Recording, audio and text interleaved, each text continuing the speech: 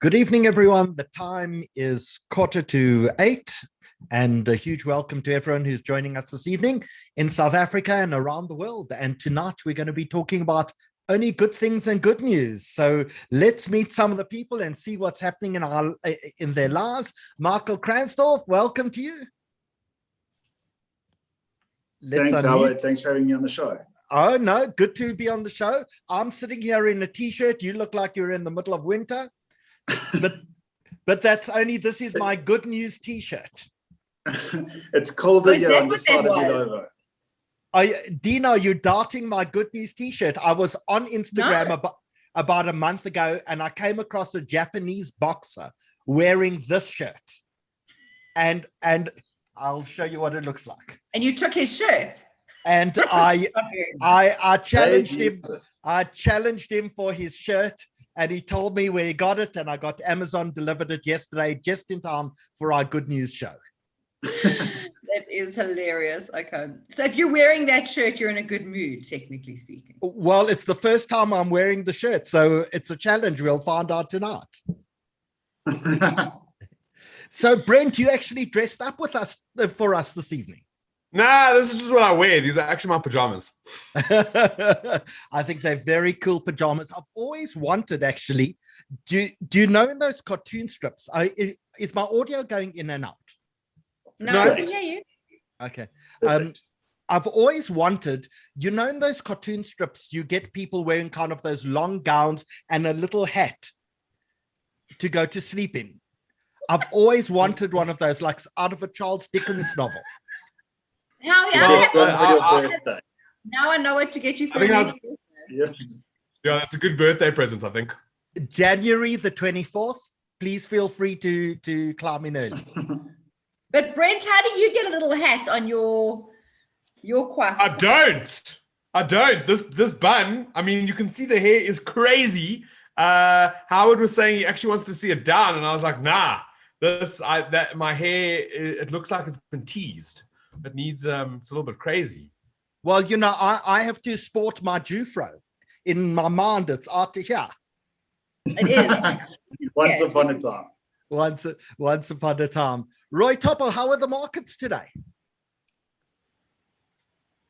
How's it, Howie? Oh no, great day for a change. Really? No, we only have good news. We only have good news today. Everything's up. The markets are up. Our COVID numbers are up. Everything's up. Now, I specifically asked everyone to buy today just so that we would have a good session. It's coincides quite nicely. So give us a 2-3 minute on what happened on the market today. Today? Yeah. Well, there was a precious metals rally. So gold and platinum were very strong, which kind of led the market. Resources were also up, which helped the market. The rand was weak. Quite weak actually today, and that obviously with the rand hedges and the on the JSE assisted it further. And the rest of the market was kind of flat, so it was a low volume rally based on a bit of a resumption in the rally in precious metals. Did we make enough money today for you to retire? I think about 67%. Yeah, almost. You'll retire when you're 67 or 75. Yeah, that's it. You worked it out. Dina, are you still on maternity leave? Apparently, but apparently not. So yes, I am. Well, seeing my baby's only 6 weeks old, I am officially on maternity So Brent, leave, you don't know Dina, but she pops one of these out like every few weeks. Exactly. It has been a little bit of a delay from the previous to this one. The previous 3 weeks. How long a delay is it between your latest one and your previous one? My latest. So my latest is 9 years younger than its oldest sibling. It was older sibling, I should say. So 9 years between my other baby and my new baby. Let alone the other two babies.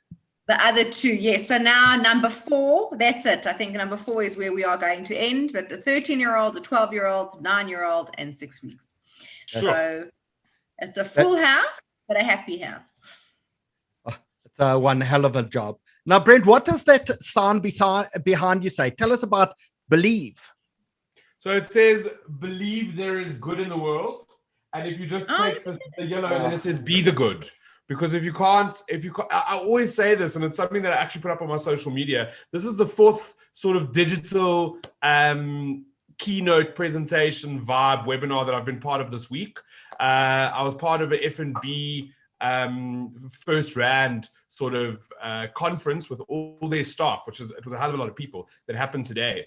And the end of my keynotes, I always end off with a quote by Fred Rogers from the 1960s, where when he used to see bad things happening on the news, he always used to say to his mother, like, I'm scared, it's terrible. And his mother said, no, don't worry. In times of tragedy, always look for the helpers. You will always find the helpers. And the reality is, if you cannot find the helpers, then you need to become a helper. You need to be the helper. And if you become that helper, that's when you actually become the good news. And that's where our good news comes from. Like, I report on good news every day, and it comes from the helpers in South Africa. And it's part of my belief system. So be the good and always believe there is good in the world. So how did you become Mr. Positivity? Jeepers, that's a story. So 7 or 8 years ago, it was the first viral trend on social media that was sweeping the globe. It was called neck nominations, and the whole idea was to drink as much as you possibly could, and like a really stupid thing, drink as much as you possibly could, and then nominate people to do crazy stuff or outdo what you've done. And everybody, there were millions of videos that was being uploaded onto social media, and it was sort of heading towards South Africa. It started down in Australia. And I was watching this unfold all over my social media. And I just thought, like, why aren't we being more responsible, first off, with what we put online? And secondly, why aren't we using this for good? Like drinking, having a glass of wine, we can all do it. So why don't take this thing and try and do good? Well, we can't do it this week, that's for sure. No. And yeah, so I fed a homeless person, and I put that in a video. It was the first YouTube video that I'd ever uploaded, and that was on the Friday night. And on the Saturday morning, I had CNN and Sky News and BBC and Australia Morning News and all these people phoning me because that small video had inspired hundreds and thousands of people to go on to inspire hundreds and thousands of people to do the same, to change their neck nomination into a rack nomination and start to do random acts of kindness. And that's where my career started. All of a sudden, I had a show on Cliff Central. I did a show on CNBC on Friday nights where we were just chatting about good news. And I realized there wasn't a central point or a central place where you could find it. So 6 or 7 years ago, I started a Facebook page called Good Things Guy, and then it became a little blog, and it's now one of the top good news sites in the country with over 2.5 million readers a month. Wow, that's an amazing story. That's the story. So Lael Bethlehem, Roy Topple was just telling us the markets were very kind to him today. How did the HCI share price do today? No, we'll have to unmute you. There we go. Funny you ask, Howie. It's been a good run for the HCI share price for, the last month, 6 weeks. Today wasn't such a good day for the HCI share price, but you know what? Lockdown is not good to companies that own hotels. And in time, I guess it'll all come back. I have no doubt it will come back because Ron's making sure that it does. Ron, good evening. Welcome. Nice to have you back.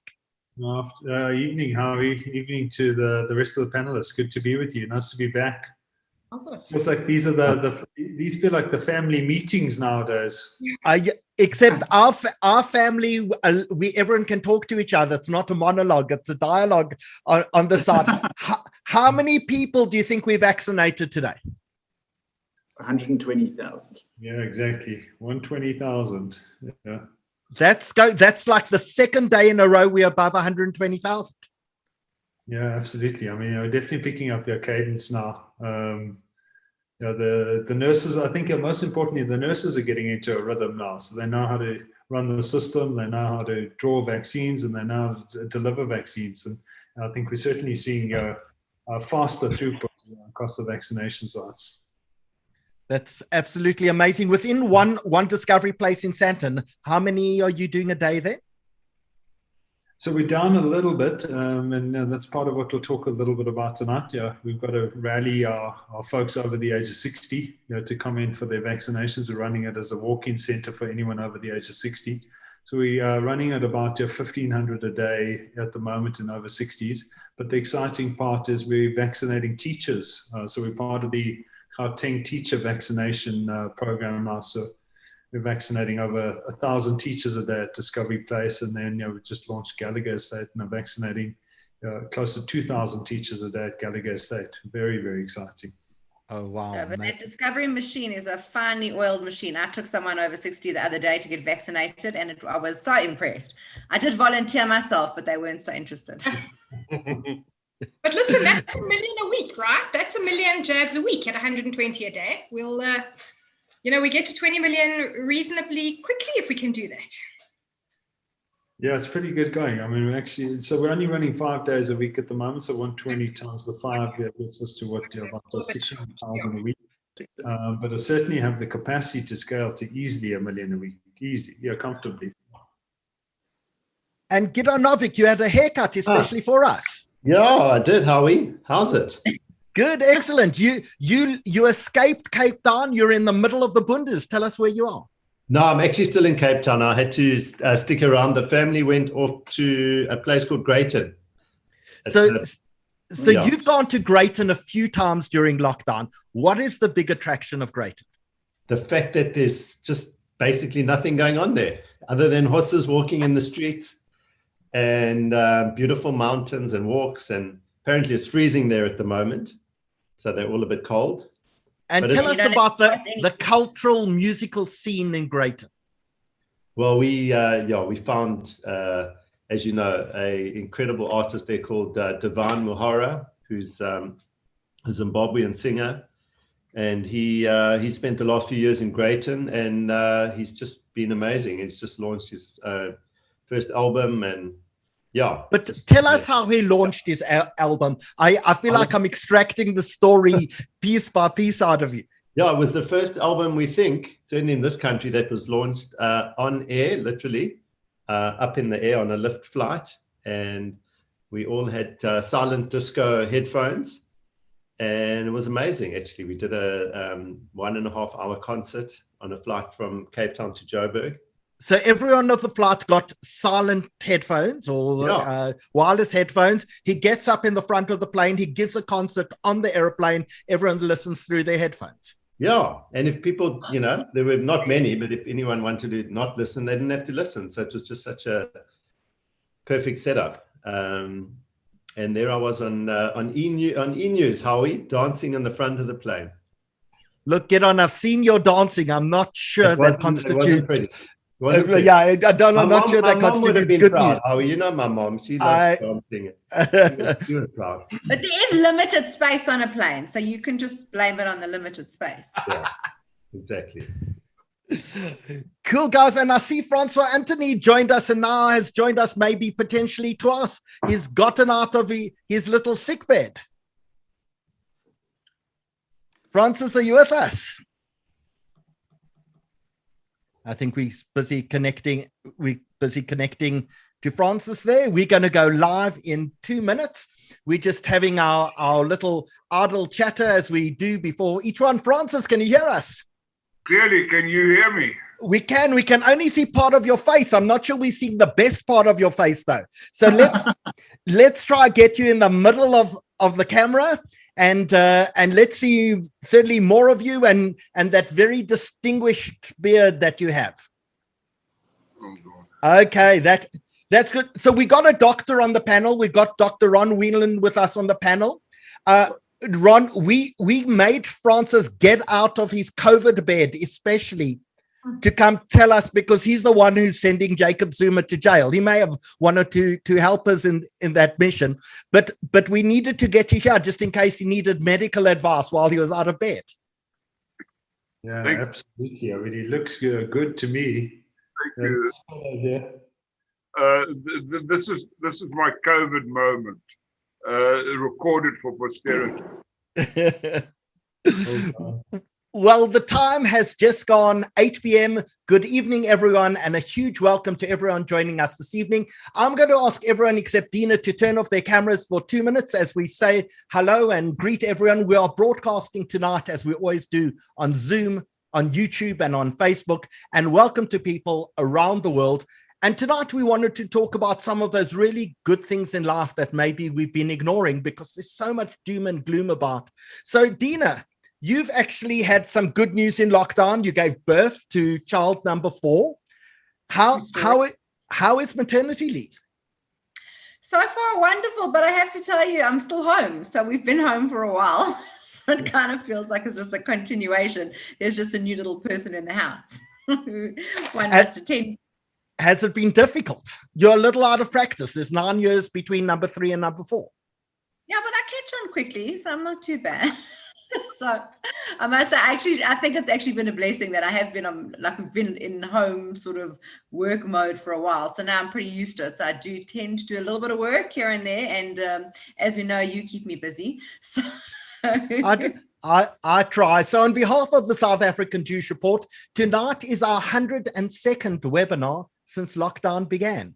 And we thought it was a good enough time to sit back, relax a little, and celebrate some of the blessings that we have all around us that maybe we don't take notice of at this kind of point in time where we are. So we've got an amazing show this evening, and we're talking about politics, and we talk about economics, and we're talking about healthcare, and we're talking about just positivity and why that's so important in our lives at this point in time. On a very sad note, we do want to wish Benji Porter and the entire Porter family a long life. Benji lost his father last night, unfortunately, and he was supposed to host with us today. So really, our hearts, our love go out to the entire Porter family. We wish you all a long life, and may you all be comforted amongst the mourners of Zion. And so, Dina, first of all, a big thank you to Danny and Britt. Let's get them to turn on their cameras and wave at everyone. I think they're there. Danny and Britt are on controls this evening. How's it, guys? Hello, everyone. How's it, Howard? Hello. Hello. Welcome. Danny, you've recovered. Looks like a pilot, like that. He looks like a pilot. He's recovered from the COVID. He looks stronger than he was even before he got COVID. And exactly. And Danny, I believe your wife is so happy that you're getting out of the house. Yes, that's the biggest miracle of all. That's the greatest good news story of the week, that I'm out of the house. So thank you for being on controls this evening to both Danny and Britt. Britt, you'll be looking at questions on both Facebook and YouTube and bringing them across to Zoom, which reminds me to tell you all that at the bottom of your Zoom screen, if you're watching us on Zoom, you'll see a Q&A button. Please feel free to use it at any point in time. We'll be monitoring that. And if you're watching us on Facebook and on YouTube, please feel free to put anything into the chat section at all, and Britt will bring that information right across. And the latest edition of the South African Jewish Report is out. We really think you should go pick up a copy at Dischem or Clicks or Checkers or Pick and Pay or your local CNA, Exclusive Books, your garage shop. The shuls and schools are not around at the moment. But the front page of this week's edition is an amazing story of the people from Frangelicas, who many people watching will know, and their escape from Eswatini. We know there have been lots of pro-democracy protests and riots taking place in Eswatini, what used to be called Swaziland, and these people managed to just get out in time. You can read it on the front page of this week's Jewish Report. And if you're not going out like me and spending your time locked underneath your bed, not wanting to go out, you can always go on to www.sajr.co.za, and you can either download the entire edition of the newspaper, or alternatively, you can look at each of the individual articles. So don't forget to do that as well. And Dina, on Saturday night, we've got an amazing webinar. Let's just quickly tell people about it. It's called The Blazing Embers of Ancient Jerusalem. Absolutely, Howie. So as we know, the 3 weeks are starting on this weekend. So basically, to commemorate it and to get into the spirit of it, we have got Jonty Blackman, who many people actually know. He used to be in South Africa. He's been in Israel for a very long time. He's the most unbelievable tour guide. In fact, when we asked people for suggestions, everyone mentioned Jonty, and he will take us on a journey from 69 CE, with the Romans conquering Jerusalem and how they actually went through the process, looking at the ancient ruins, looking at the history, and taking us on a virtual journey and a virtual tour, which should be spectacular because it's a lot of information that people don't often know and take for granted that people know. So it is going to be a spectacular webinar. So please do join us, come on the journey with us, and I think it'll be very educational as well. Fantastic. So, Dina, of course, people will know we're in the middle of the 3 weeks. The 3 weeks we commemorate every year. It's the period when Jerusalem was attacked by the Romans, where they besieged the temple, and when, in fact, Jerusalem fell. And we commemorate that every year. And we don't do things like listen to music. And during certain parts of the 3 weeks, you don't eat meat. And all in fact, culminates on the date of Tisha B'Av, where we commemorate the destruction of the temple. So this is a magical journey, a virtual tour of the ancient Roman attack on Jerusalem. So Saturday night, 8 o'clock. Dina, thank you so much. We'll see you then. Thank you. Enjoy your good news. And I think it's something we all need to hear. So I'm very excited for this evening. And you've got the most unbelievable lineup. That I know. So let's get Brent to turn on his camera. Dina, thanks for joining us. Brent, good evening. You're Mr. Positivity. You're the good news guy. Tell us what your favorite news story has been over the last few weeks. Yeah, look, they call me the good things guy. It's a big honor to be with you guys this evening. I know the webinars have been a highlight in everybody's weekly sort of diary to get into and watch. One of the biggest good news stories, I think, over the last 450 days in South Africa, almost 500 days that we've been through this lockdown and what we're currently going through, is how South Africans unite. It's one of the most beautiful things to see South Africans coming together to help each other. And obviously on Sunday, when we had the news of the lockdown going into level 4, it was quite abrupt. Not many people were prepared for it. It could have been quite daunting for a lot of businesses if we look at restaurants, the hospitality business. But within a couple of hours, ordinary South Africans had banded together to start online programs to help the restaurants industry, to help the hospitality industry, whether that's buying vouchers. There was a Facebook page that was started called Takeaways Open. And within the space of the first day, I think it was Monday, it had 8,000 members who were all there ready to just throw their money at businesses and try help the restaurants industry get through this. So for me, the best good news stories during this time is just how South Africans have united. So Brent, tell us what is wrong with so many people that when we look at the news, we're looking for the bad.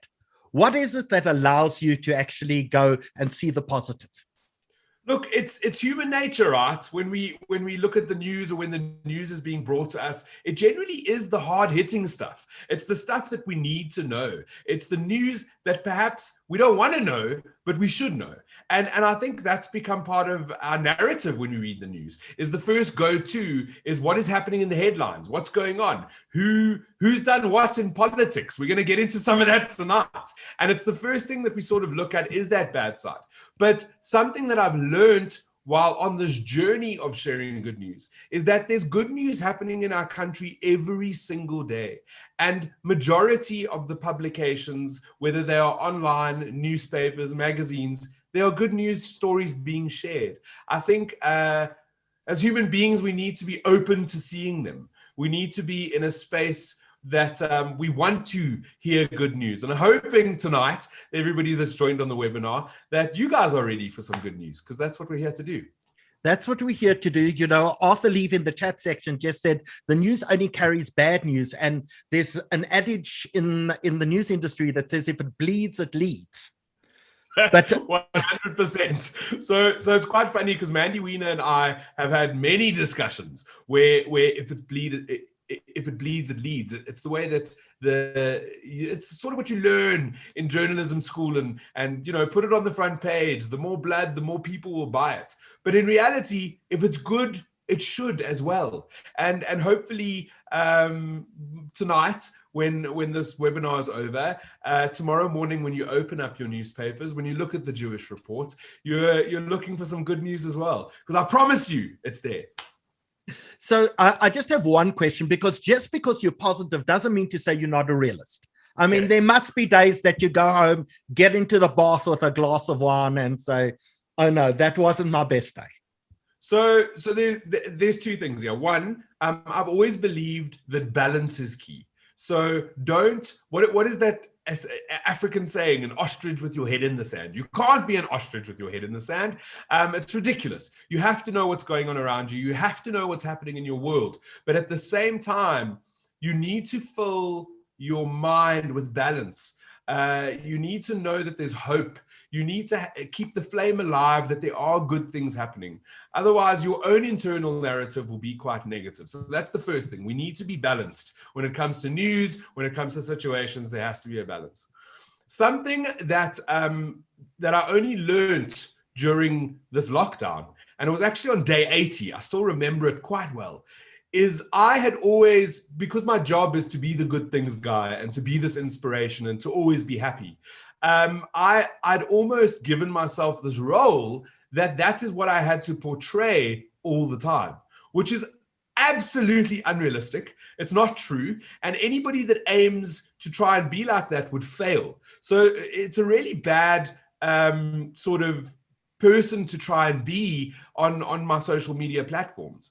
And on day 80 of the lockdown, I had a bit of an anxiety attack, a panic attack. Everything felt very overwhelming. I was sad. I wasn't happy. I wasn't sure what was going on. And for the first time in my journey as the good things guy, I put that up onto social media. I told people that I wasn't okay. I let people know that I wasn't happy. And the response was overwhelming. And what I realized at that time is when we are authentically ourselves, we give people the power to be authentically themselves. And to know that it's okay not to be okay is very powerful. That's something, mental wellness is one of the biggest lessons, mental health during this time. And so, yeah, I have bad days and I'm not afraid to tell people. Fantastic. Well, let's talk to our first guest, and that's Francis Antonie. Francis, turn on your camera and turn on your microphone. We'd love to talk to you. Francis always tells me we don't have enough labs on our broadcasts, so we're going to make up with it with as much of Francis as we can. Good evening, welcome. Tell me, are you lucid today? You've been in bed for a while. Well, this is what I need to talk to you about. With this disease goes something called the brain fog. So if I'm more incoherent than I usually am, that's my excuse. That's the first thing. Secondly, I warn you people, I've never known such fatigue. I can sleep straight out for 10 hours without batting an eyelid, so to speak. So be careful. I know we've got some Discovery people here. They're going to look after us during this. But be careful. And that's the only word I can say. Be very careful. If you needs be, wear 2 masks. If you have to go out. Otherwise, don't go out. That's the short answer. So were you sitting in the Constitutional Court when the ruling was given that has sent Jacob Zuma to jail for 15 months? Because you were the amicus curiae. You had the Helen Suzman Foundation. You were the amicus curiae. You brought the application together with the Zondo Commission in order to get Jacob Zuma sentenced for contempt of court. Careful, you're putting words into my mouth. No, I wasn't in the court. It would not have been right to go there and kill off the court. Everybody stayed home. And in fact, my office is a virtual office at the moment. Our premises are still there, but I have instructed all my colleagues to take care of themselves. With myself now, there are 4 of us who have come down, one of whom landed up in hospital for 3 weeks, 1 week in intensive care, and 2 others, thank goodness for the vaccine. I think that they're playing a role. I think I'm not going to try ivermectin tonight, I promise. So, Francis, tell us the story of Jacob Zuma and how he's going to jail. There's a lot of things I want to say. But if I cough ever so often, bear with me. I've got some tea here. So, firstly, it's a great pleasure for me to be here tonight in such illustrious company. Okay. Okay, but give us the camera a little further back so we can see more of you. Okay. Okay. It keeps on moving. And secondly, I want to thank you, Howard, for extending this invitation to me. Much appreciated. As everybody knows, Howard is one of the great marketeers of all time. And as such, and he's also given to exaggeration, which I think is an occupational hazard for a marketeer. But I rather like the way he styled me as the director of the Helen Suzman Foundation, quote, who got Jacob Zuma sentenced to 15 months in jail, unquote. Now, our role was a little more modest than that. As you say, we were the amicus curiae in 2 cases brought by the Zondo Commission against the former president. I'll come back to that in a moment. I'm also paying tribute to you, Howard, which is highly appropriate this evening. You are the most persuasive individual I know. I know of no other individual who could have got me off my sick bed tonight to come here to be part of this evening's celebration of the good news. And I'm very pleased you have this program, because we don't celebrate the good news. We don't, and we've had that discussion. We don't have to go into it again. So thank you for this initiative.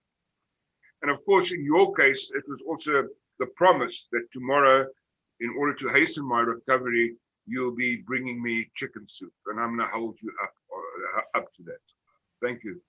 Now back to Jacob Zuma and the case, the Jacob Zuma case. It's actually 2 cases. The first was argued last year on the 29th of December in response to the Zondo Commission seeking an order to compel Mr. Zuma to appear before the Commission after his rather spectacular walkout, you may recall, on the 17th of November. And if there's more time afterwards, and you are the timekeeper, and you'll tell me when I've got a few minutes left.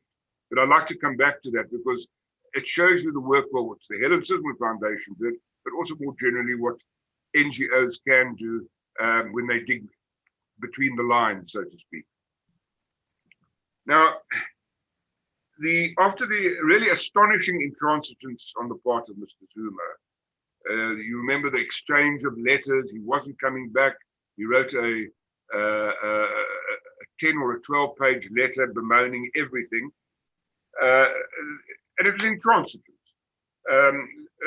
The Commission approached the Constitutional Court on the 25th of March. Now, that first case was the 29th of December last year. This next one is the 25th of March. For an order on of sentencing on the basis of his contempt of court. Now, the contempt of court jurisprudence in this country is not as well developed as it should be, but it was an interesting moment for us to intervene in that case as well. And at this point, we all know that judgment was given 2 days ago, and we all wait to see what will happen on Sunday. And there are provisos there. If he fails to appear before one of the courts, one of the police stations, the minister, his astonishing directive, the minister and the commissioner of police must both go and escort him. Now that's quite a serious intervention. Now, the role of the HSF in these 2 court cases, the cases have been quite well reported, but some of the motivating factors I can just elucidate them now. In the first case, the HSF argued that the citizens of South Africa have a right to truth. And that's important, that phrase, a right to truth in knowing what went on during the decade or so of state capture. This is an innovative way of trying to understand the reason underlying the existence of the Commission itself, because it's about accessing truth. Other commissions of inquiry are also about that, but spectacularly in our own history, the TRC, as people will remember, was also an attempt of truth finding.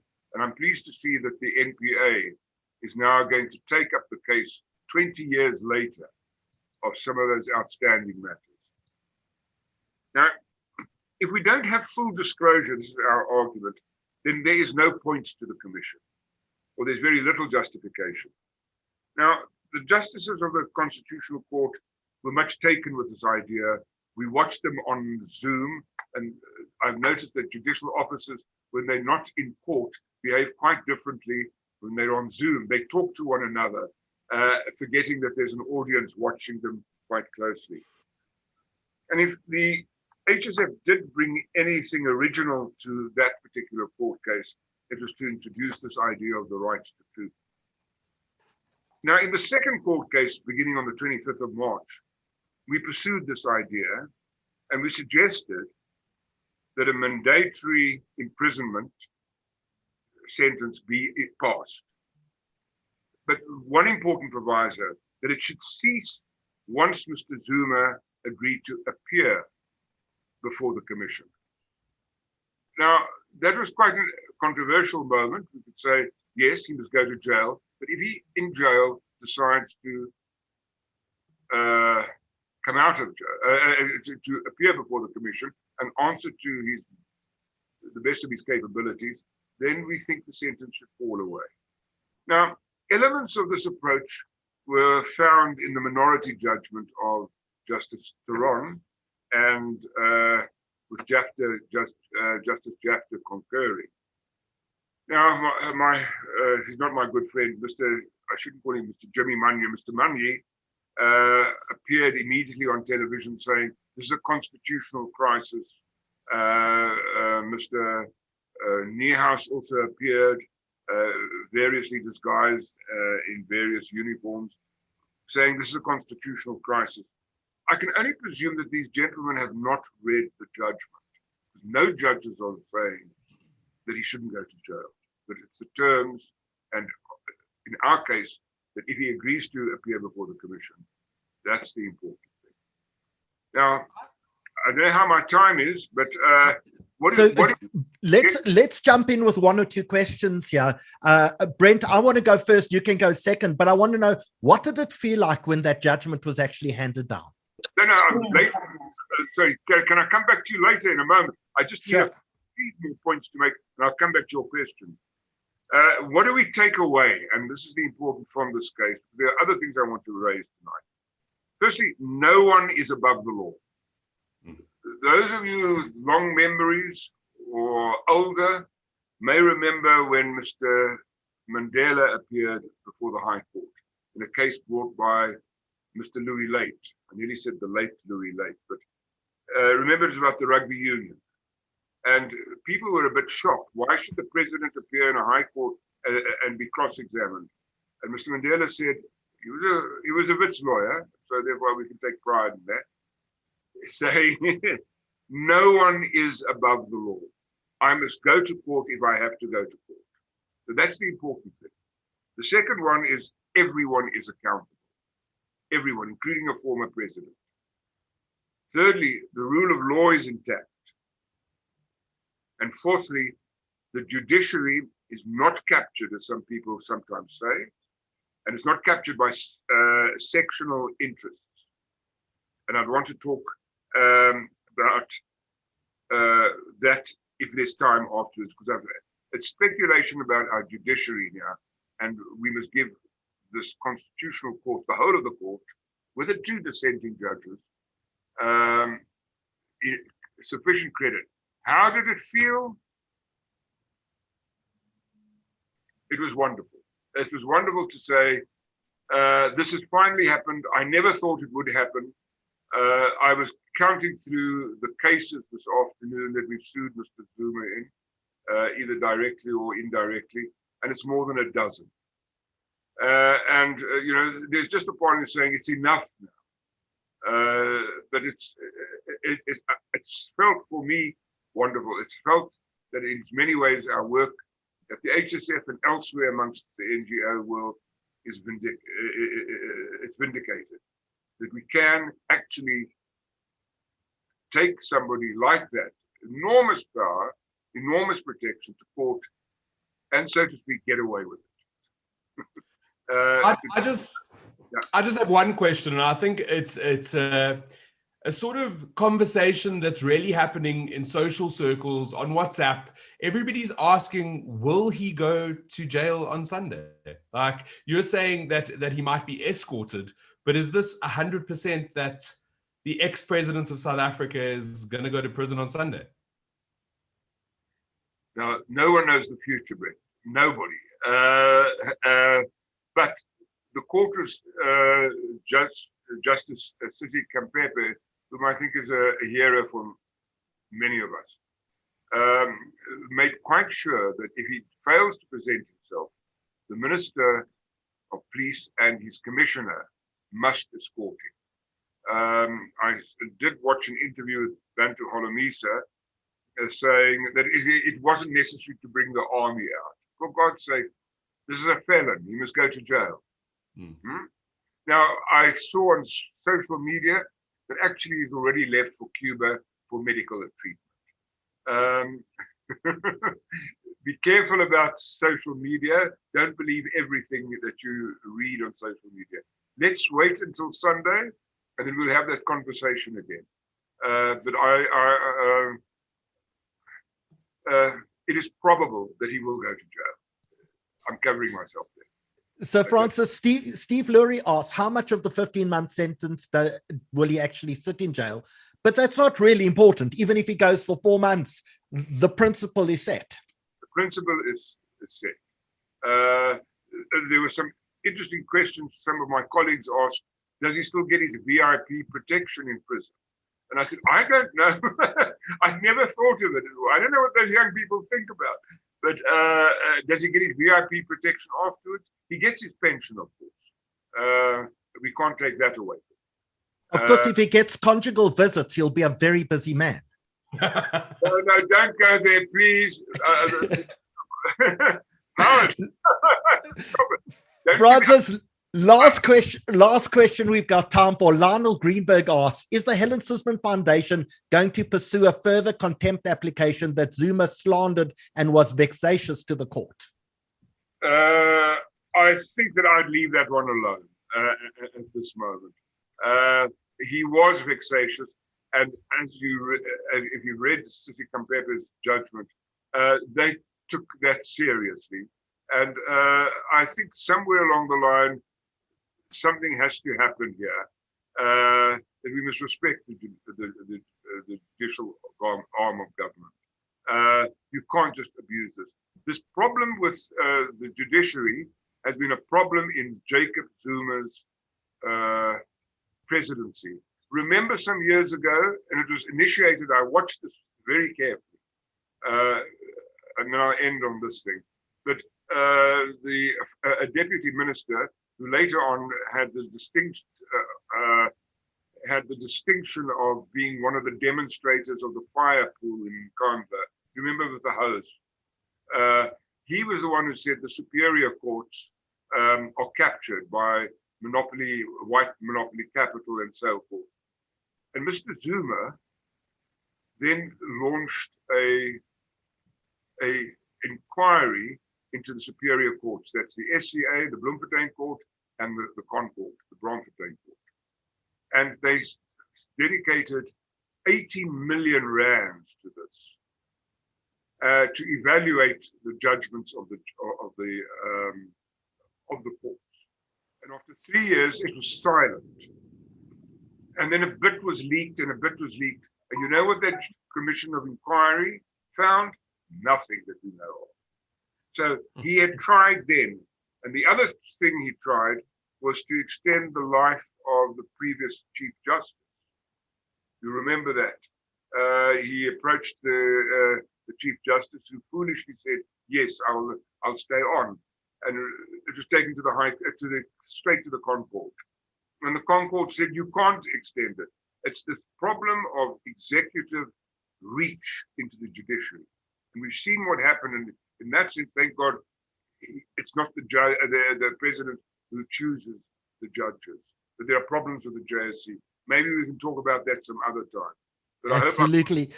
Francis, thank you for getting out of your COVID bed tonight, for joining us. Really appreciate it. And on behalf of all of us, just thank you for what you do for South Africa and making sure that the rule of law absolutely rules supreme in this country.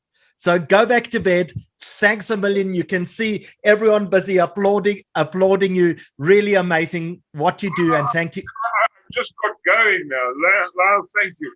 I just got going. I don't want to go back to bed. I want to stay up now. Okay, we'll turn off your camera, put you on mute. If you're in bed, you can watch us in bed. Hope you feel better, Francis. Thank you, now. Thank you. Cheers. Ciao, guys. Bye. So, Ron Whelan, welcome back. Third visit, fourth visit. How many times have you been on our webinars? Yeah, I think this is number 3. And then obviously bumped into you at Discovery Place a few weeks ago. You were bringing your folks for a vaccination. So it was nice to see you in person for a change. And my parents said, oh, he's very tall. So Ron, like the COVID numbers are disastrous. We now up to latest today's figures, 21,584. But there's actually a lot of good news about vaccines. Tell us what we should know about vaccine stock, about vaccine rollout, about vaccine effectiveness. Yeah, absolutely. I mean, I think you're obviously a tough position for South Africa at the moment in the middle of a third wave, and particularly for those of us in Gauteng. The Western Cape numbers are also picking up gradually. Hopefully we'll get through this quickly. But as you rightly mentioned, how we some positive news on the vaccine front. I think the first piece of positive news is we've just crossed the 3 million vaccination mark. So delighted that we're now over 3 million vaccinations. We've obviously been going in the main part of the program for the last 7 weeks or so. From a Discovery perspective, we've vaccinated over 150,000 people. In fact, we think it's a little bit more than that. We think we're probably closer to 250 or 300,000 people. There's a lot of paper-based record keeping happening at the moment across the system. EVDS is a little bit up and down, but that's positive trajectory, and you're excited to continue to accelerate that. I think what's also very heartwarming for us is that it's been important parts of our population that have been vaccinated. I think we're well aware of the healthcare workers who played such an enormous role in this pandemic. Continue to play an enormously important role on the front line. Teachers are now part of the program. In fact, as Discovery, we're supporting teacher vaccinations at the moment. I was out at our new site at Gallagher Estate yesterday. We vaccinated over 1,300 teachers yesterday. It was marvelous to see. Huge appreciation, hugely grateful, huge relief. Vaccinating teachers. And one realizes the role they played on the front line. And then obviously, Howie, as you were there. You've been to Discovery Place a few times. The average age at Discovery Place has gone up a few notches, and I must say, we're delighted to have invited and welcomed people over the age of 60, over the age of 70. It's just been amazing to see. And as much as the average age has gone up, the wisdom has definitely gone up in the building as well. And an amazing experience, and tremendously heartwarming, and that's happened across the country. And then Howie, I think the really exciting news is vaccine effectiveness. So there is a lot of research here now being published the last week or so around vaccine effectiveness, particularly against the Delta variant, which we all know is now becoming the dominant variant in South Africa. The Pfizer vaccine is proving to be particularly effective against. So what we're seeing globally is anywhere between 33 and 50% effectiveness from the first dose only. So first dose results look excellent. And the second dose is it really ramps up. So 88% effectiveness in second dose in the Pfizer vaccine against the Delta variant. I mean, that's just remarkable. Almost 90% of infections prevented after the second dose. So we're starting to do second doses now, and it gives you really meaningful protection. And then it jumps up as far as 96% in the for hospitalization. But the really exciting data we've got from a Discovery perspective is we're tracking at the moment people who've been vaccinated versus people who haven't been vaccinated in the same age cohort. And I can tell you, I mean, this is hot off the press as of yesterday. Across our Discovery base, people we know, people we love, we're seeing a 47% drop off in infection rates, vaccinated versus unvaccinated in this particular age cohort, 21 days after vaccination. So 21 days after you've been vaccinated, 50% drop off, 47% drop off in infection rates. So it's great to see it, and it looks like it's increasing, by the way, and that's to be expected as antibody levels rise. So we're very excited about that. In addition to that, I can tell you we're seeing 50% less hospitalization rates in vaccinated populations versus unvaccinated. So I'm very, very encouraged. The international data points in the right direction, and certainly the local data looks excellent.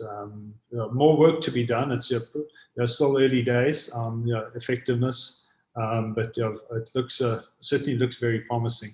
And then on the J&J front, we are expecting some promising data out of J&J during the course of this week as well. So the J&J vaccine we've known for a long time is both safe and efficacious as well. There's data now coming out on J&J's effectiveness against the Delta variant. I can tell you that I've seen some of the initial data coming out of that, and that's looking very, very promising too. So Ron, can I share some data with you out of Netcare? So of the 33,000 Netcare frontline workers who are vaccinated with J&J, only 0.6% of them have developed an infection, a COVID infection. Brilliant. That is good news.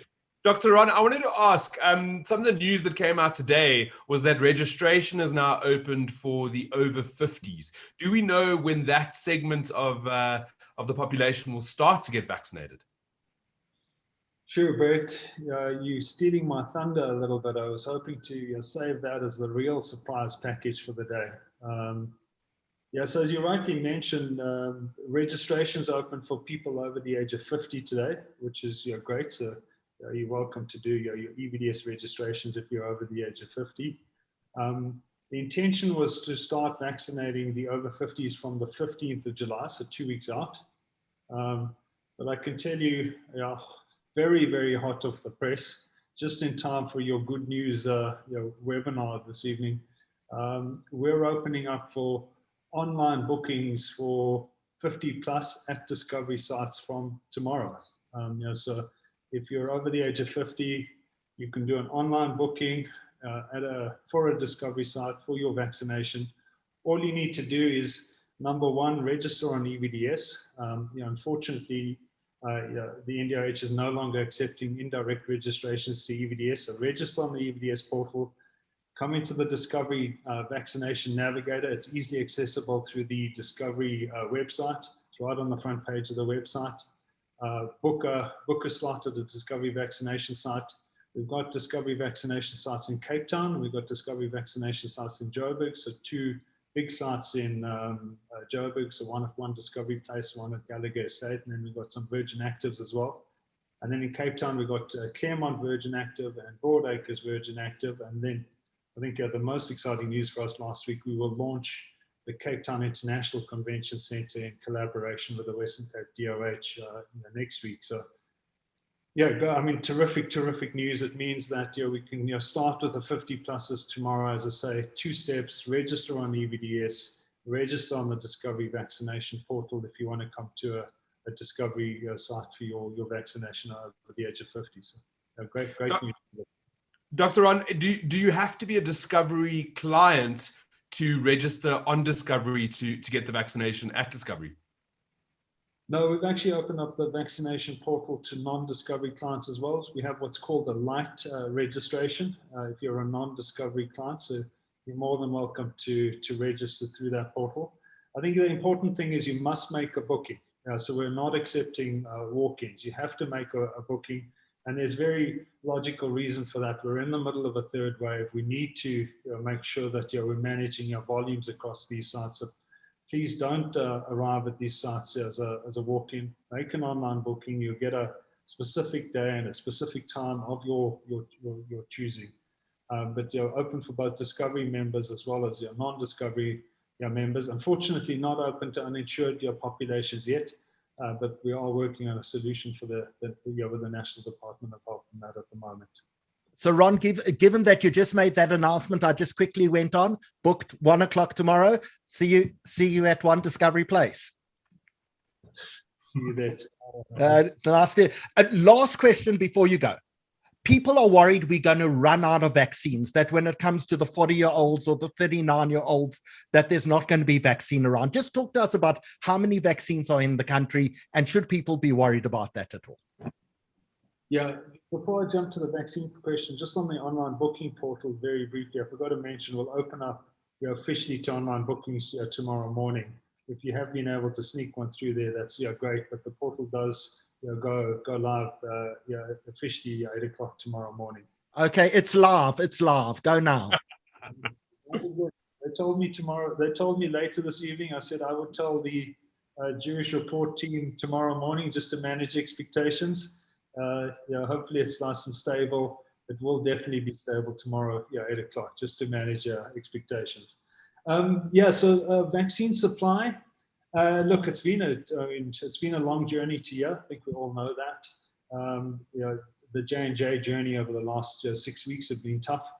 Fortunately, we've got 1.5 million doses of J&J in the country. Credit to your colleagues at J&J, I think have really helped us make a plan in getting those doses into the country. There are more J&J doses scheduled for delivery in July. Currently scheduled for another 500,000 doses, but we're confident that there should be more coming through. And then Pfizer we've had two very big deliveries the last 2 weeks. The Pfizer deliveries do drop off a little bit in July, but given the deliveries during June, we'll certainly have enough doses to get through the target populations in July. Then from August onwards, it really starts to ramp up. We were on a call with Pfizer a little bit earlier on, and they are really starting to ramp up their production capacity. They initially targeted 1 billion doses in 2021, are ramping up to about 3 billion doses. So we're confident the rest of the year looks quite solid. We just, as I said, we've got to manage carefully through the course of July and the early parts of August, but then we'll really hopefully be able to open the taps. So Ron, there are lots of questions about vaccines, as there always are, and I don't want this to become a vaccination thing, but someone is asking on the price if you're not insured. If you're not insured, all vaccinations are free.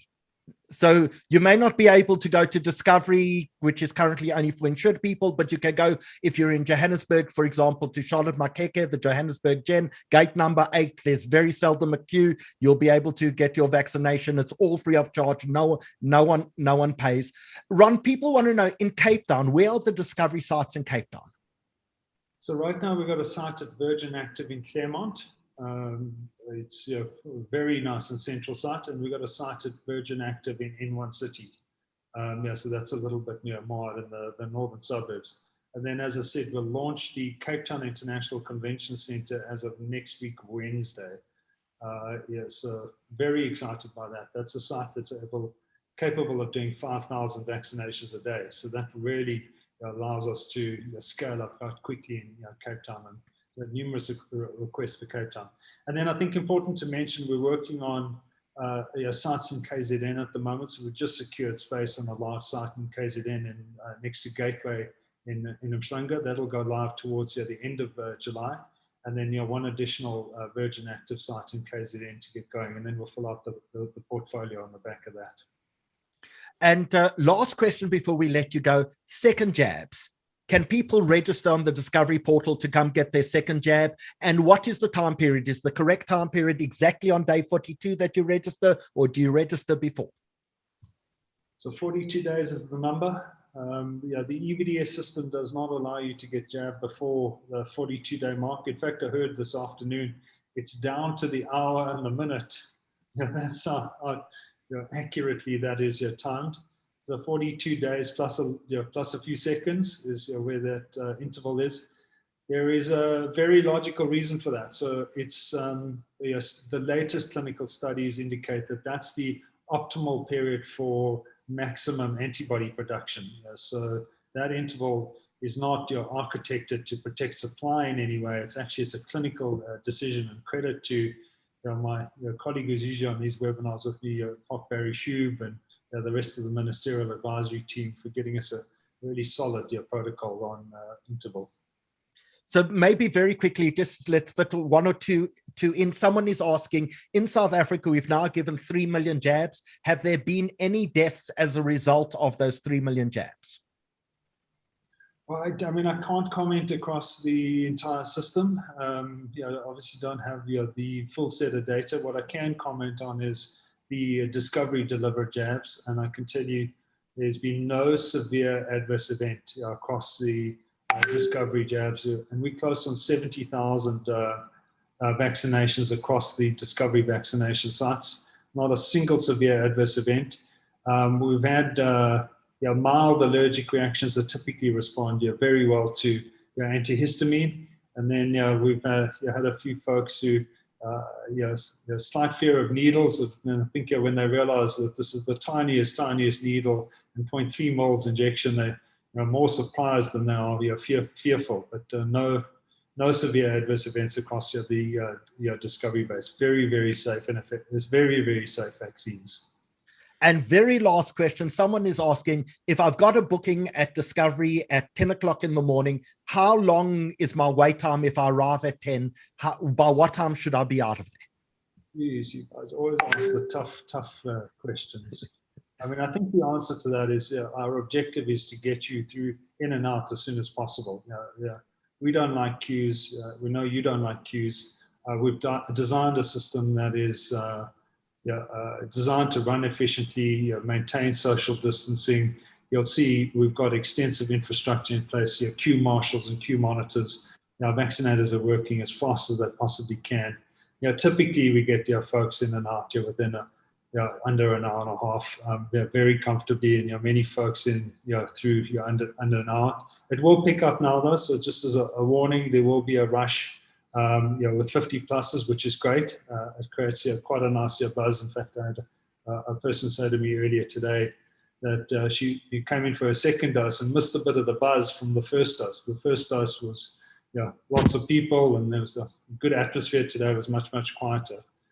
But usually in an hour and a half, you're in and out. Amazing. Ron, thank you so much for joining us again this evening, and thanks for bringing us such amazing good news. Only a pleasure, and looking forward to seeing you, Howie.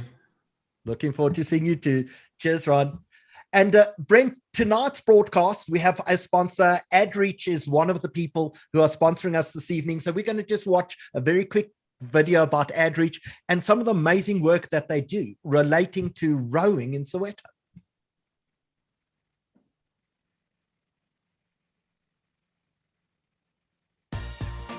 When we move past where we came from and surge towards where we can go, we rise to challenges we never dreamt possible. In 2003, this very philosophy took shape in the form of the Soweto Canoe and Recreation Club. Inspired by the vision of providing empowerment and growth through sport, the club aims to not only teach underprivileged Soweto kids how to swim and participate in water sports, but also develop crucial life skills that will assist them in becoming economically active in their chosen fields. SCARC's three-stage process includes basic swimming and survival proficiency, flat water paddling, and river proficiency. Today, it's officially certified as a socio-economic development initiative that has met many of the goals of its founder, Brad Fisher, CEO of AdReach. SCARC has become a reminder of the potential each child holds within, despite their marginalized situations. Its programs include mentorship, career guidance, a feeding scheme, and it has recently expanded into education, including the creation of an academic database per member, aptitude testing, and financial assistance for extra lessons. SCARC also offers a shadow employment program by leveraging off the various skilled members of the sponsoring companies to volunteer their time to provide insights into their relevant fields, including law, advertising, marketing, and IT through current sponsors. The results are already there. Kids who couldn't swim a few years ago are today competing with the best paddlers in the country. SCARC has become a powerful platform that discovers and nurtures the enormous talent that remains untapped within the Soweto community. It's a reminder that potential fulfilled is the key to unlocking new worlds. The Soweto Canoe and Recreation Club. Empowerment and growth through sport.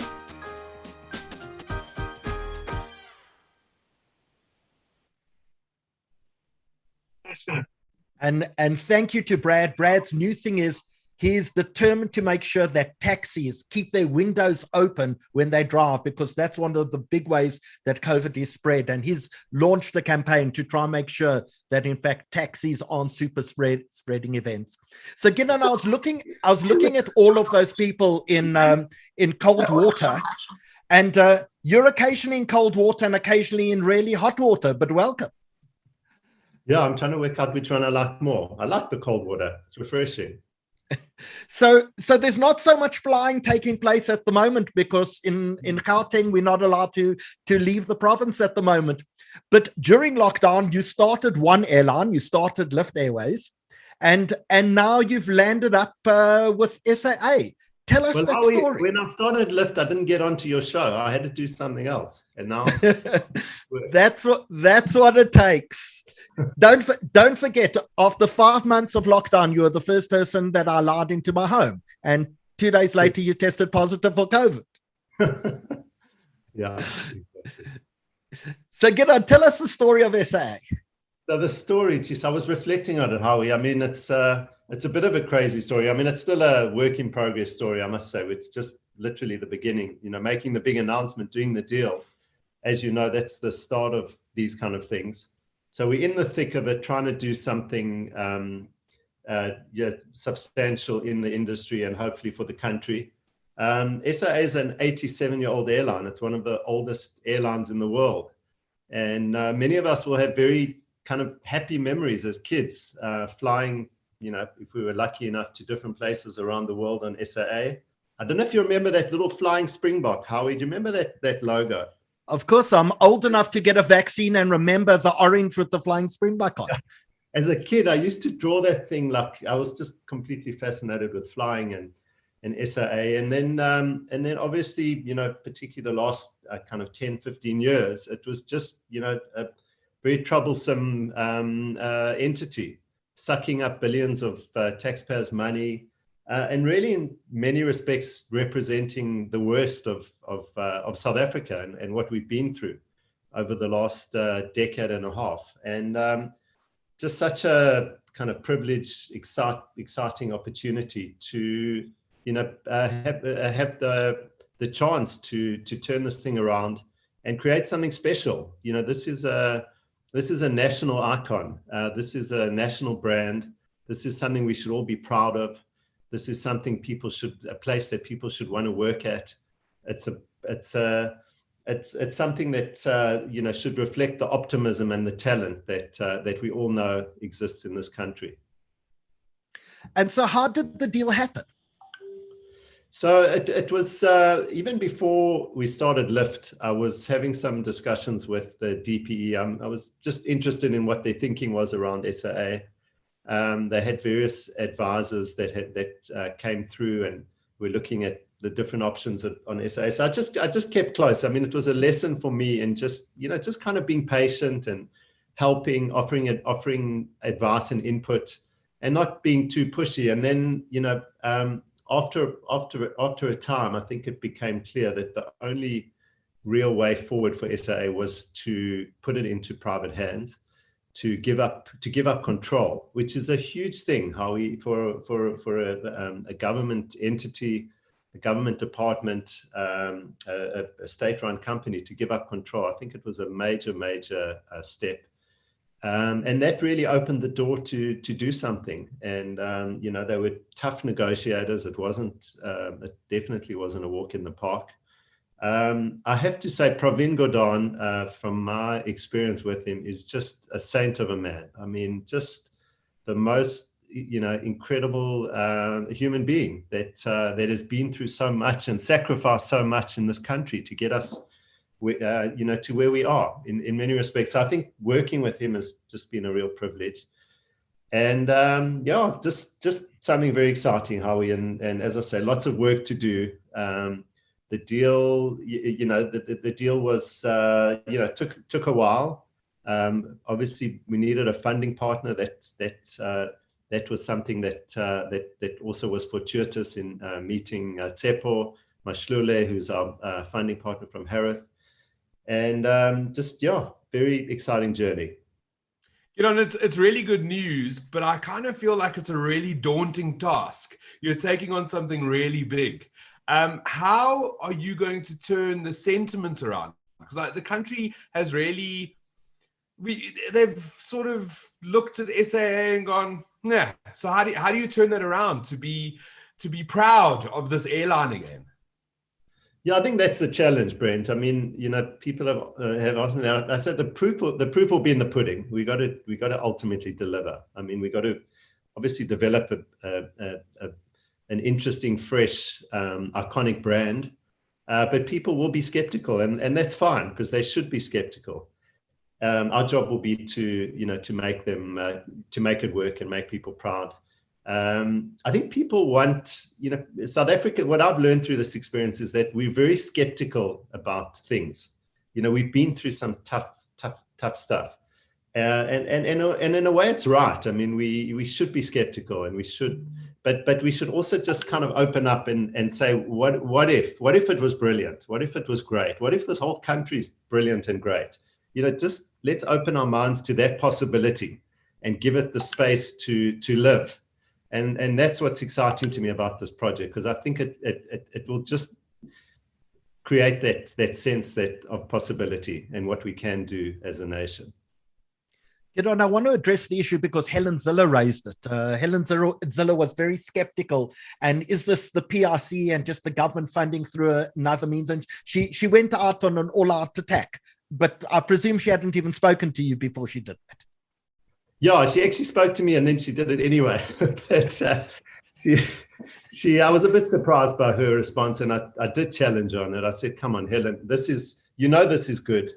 I understand you're a politician and you've got to kind of make the other guys look bad, but give us a little bit of support." I've learned about politics, Howie. It's all about perception. It's all about optics, and it's a different world. We sit in business and around dinner tables, and we're just in a different world outside of what happens in politics. So is there good news of when you'll have liftoff? You know what, Howie, as you've said, I mean, it's a crazy time. Ironically, it's a very good time to be starting something new. I mean, to be in an industry that's been so decimated, we really can start from scratch. I mean, this wouldn't have been able to happen outside of COVID.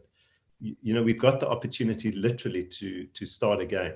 And there's no rush. I mean, we've seen, we saw with the last waves, it takes a while. Hopefully there'll only be, the 2 weeks of lockdown, but we need to plan for a slow, gradual ramp up of travel. There's so many interesting things happening. I mean, the one is obviously the closing of borders, lockdowns, etc. But from a behavioral point of view, there's so much we've still got to learn in terms of how people will travel in the future. We've got predictions around leisure travel and people kind of bouncing back with revenge travel locally and around the world. But business travel is the big question. How is business travel going to work?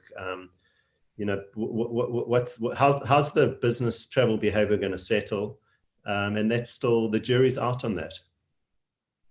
Well, Gidon Novick, people on the chat are saying we love flying SAA, looking forward to flying it again. Someone called Grace called you a lifesaver, and Anne Nurok says, Gidon, you're truly amazing. With you at the helm of SAA, we can have confidence. And of course, Sheila wants to know if members of parliament will still get free flights on SAA, but you actually have to turn a profit out of this, don't you? Exactly. So all those, all the kind of freebies and things, and that's it's going to be commercial, so that's how we're going to have to make decisions. So I only have one question, and I know Lyft became the first airline in South Africa to allow little dogs to fly in the compartment with you on specialized flights that would be dog friendly, so everybody would be happy with it. Will SAA be the same? Will you be having speciality flights like that? It's my decision with my 9 hounds who are living in my house. An absolute yes, for sure. Awesome, thank you. Gidon, do you want to tell the story about one day taxiing down the airport when suddenly you looked out and you saw your dog running down the runway? Oh my goodness. Yeah, we were in George Airport and Chloe was with us and we had been on holiday in Plet. And we had checked her in and obviously she was going into the hold. Lift wasn't around where she could have traveled in the cabin. And we're sitting in ready to go. And there's just like, there's something going on. And I can just see everybody's a little bit uncomfortable. And next minute, Chloe arrives in the cabin. She'd broken out of her box, run up the stairs and come to look for me in the cabin. Very embarrassing moment, but we got Chloe back in her box and she had a good flight back home. Oh gosh. So let's leave you with one comment. It says, "Go well, Gids," and that is from someone called Barbara Novick. Barb's, nice to know you're giving your son some support. Hi, Mom. Cheers, kids. Enjoy your time in Greyton. Yes. Brent, what another amazing good news story, hey? That is really a good news story, and I'm so honored to be part of the webinar, the show tonight, because I'm literally sitting here going, when I'm done, I need to start writing all of these stories so that I can also talk about them. There's just really good news happening in South Africa, and it's really cool to be a part of it tonight. So just before we start talking to Lael, there are two things I want to tell you. I keep on getting messages from people to say, where do we book? We're now in the 50 to 60 age group. Where do we book our discovery appointment? Go on to discovery.co.za. Don't log in. On the front page, you'll actually see book your vaccine. On the front page, it will take you through, and the booking system works. I just tried it myself. So that's you can go do immediately or as soon as we finish. I booked in the middle of Ron talking for tomorrow lunchtime. And the second question that keeps on coming is, please tell us again the story of your shirt.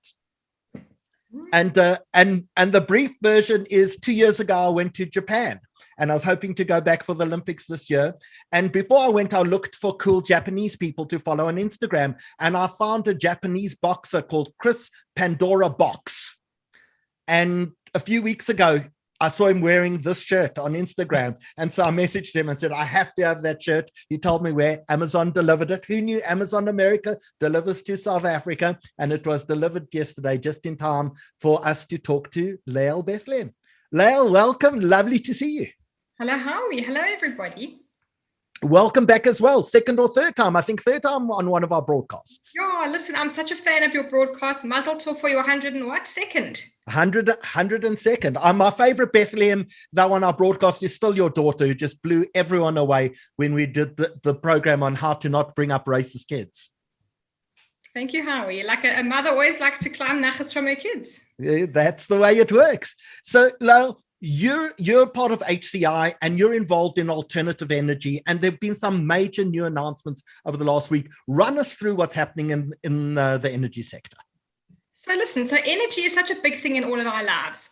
Every single one of us worries about whether the lights are going to be on, and with good reason. And we worry about the supply of electricity in our day-to-day lives. We all need electricity all the time. But we also worry about climate change. And we worry about what's going to happen to our kids and our grandchildren and our whole world with the really obvious and severe impacts of climate change that we're beginning to feel. All of us, everybody, got to do something about it. So there is something happening in South Africa that is really helping to solve both those problems. And that is that renewable energy is becoming much more of a reality, which is going to help to supply electricity much more reliably in South African homes, and even more importantly, in South African mines and factories. But also, it's going to do so in a way which moves us out of the current pattern we're in, which is that we are one of the most carbon intensive electricity producers in the world. And as South Africans, each one of us, carries a problem, a responsibility, because we ourselves are per capita huge emitters of carbon. So there's something happening now that is really going to help solve both problems. So I'm going to just show you the amazing evolution of renewable energy in South Africa. It's happening much more quickly, I think, than people realize, and it's happening much more positively than people realize. So I don't know if you know this, but the Independent Power Program started in 2011. It was one of the few sort of bright sparks of life under President Zuma, but it did start then in 2011. And it started with round 1, as they call it, and went all the way. We're now on to round 5, and it has already delivered 5,000 megawatts of power to the South African grid. And if you look on the map here, it's an old map, it's 2018, but it shows these are the projects all over the country. There are now more than 100 live renewable energy power projects all around the country. I'm lucky to be involved in one of them through HCI, which is a big project in Uppington, where we are delivering 100 megawatts of solar power to the grid. So 5,000 megawatts a lot. It's about the size of Medupi or Kusile, and it is growing fast. So if you just see that graph on the left, you can see it's ramping up nearly as quickly as the vaccines. So that's really something. So at the beginning, renewable energy was expensive. This graph on the right shows you the cost per kilowatt hour in round 1 and how it has declined over time. So the cost of renewable energy in South Africa has been absolutely slashed. And that's really because we're able to produce that at scale, and because banks are much more willing to fund this kind of energy. So renewable energy is now significantly cheaper, certainly than the new coal power project, the new coal projects. The old coal stations are pretty cheap because they were built so long ago. So they've really just got operating costs, but the new power stations that are coal are expensive, much more expensive than renewable energy. Plus there's all the damage that they do to the environment. So the cost has really come down. But there is a problem with renewable energy, which is that most of it is produced off peak. It's produced in the middle of the day. And the middle of the day is when people don't need it so much. So what have we got to do? We got to try and match consumption and production. The other problem, and by the way, that picture on the left is the Carrishook Solar Farm, the one I'm involved in. It's not a sort of a stock picture. It's one I took myself. And it's really great to go out to Uppington and to see the sun generating electricity. The sun pours energy down on this earth all day, every day, and we just got to catch it. And in this project, we catch it using those huge mirrors. But you know, if you catch the electricity in Uppington, the problem is, number one, you're catching it during the day. Number two, you've still got to schlep it to Johannesburg. And how do you schlep energy? You schlep energy using solid wires, which is a very like last century thing to do, right? So what have you got to do? You've got to generate the electricity exactly where you need it. In other words, if you have a mine, you want to generate electricity at your mine, and that is known as self-generation. So what are we going to do in South Africa? We need more renewable energy going to the grid. And believe you me, I was the chair for a while of Johannesburg City Power. Not only do we need more renewable energy going to the grid, but we also need a better grid. Like our grid is old and need lots of investment. But we also need more self-generation, especially for large users. So where people need the electricity, if we can also generate it right there, it's a massive advantage. And the other thing we need in time is we need liquid fuels made from the sun. And if you think that's a crazy idea, just wait, it's coming. So the good news that happened in the last while is that on the 10th of June, President Ramaphosa announced that South Africa is now going to allow companies to generate their own electricity up to 100 megawatts that people can do on their own site. And not only can they generate electricity for themselves, but they can also generate electricity to feed back into the grid. So as you might remember, this was a big issue in the cabinet because the Minister of Energy, Minister Gidon Novick, didn't think that this should happen, and he wanted a much lower cap. And the president, I think, went out on a limb, and he said, no, we're not going to have a low cap. Business had actually asked for 50 megawatts, and he said, we're going to have 100 megawatts. 100 megawatts, a lot of power. President Ramaphosa said, this is the quickest way to unlock renewable power in South Africa is to allow people to generate it themselves. Why should we stand in the way of people who want to generate power for themselves. So since then, there's been a whole bunch of projects that have been announced: Goldfields, Pan-African Resources, Harmony, Anglo. It looks like there may be as much as 2,000 megawatts that are in the offing. I'm involved in a few discussions at various places, and I can tell you that this is going to be a game changer. It's going to liberate large users from energy constraints. I mean, imagine trying to run a mine and load shedding happens. Like, it's terrible for us sitting at home, but imagine if you are running a mine. Imagine if you're running a big factory. So the fact that you can do this for yourself, liberate large users. It reduces carbon emissions, which is something we all got to do, and it's going to have major economic spin-offs.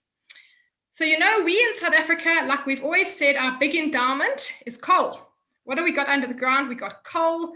We used to be the cheapest electricity producer in the world because of coal. That's how SAST happened.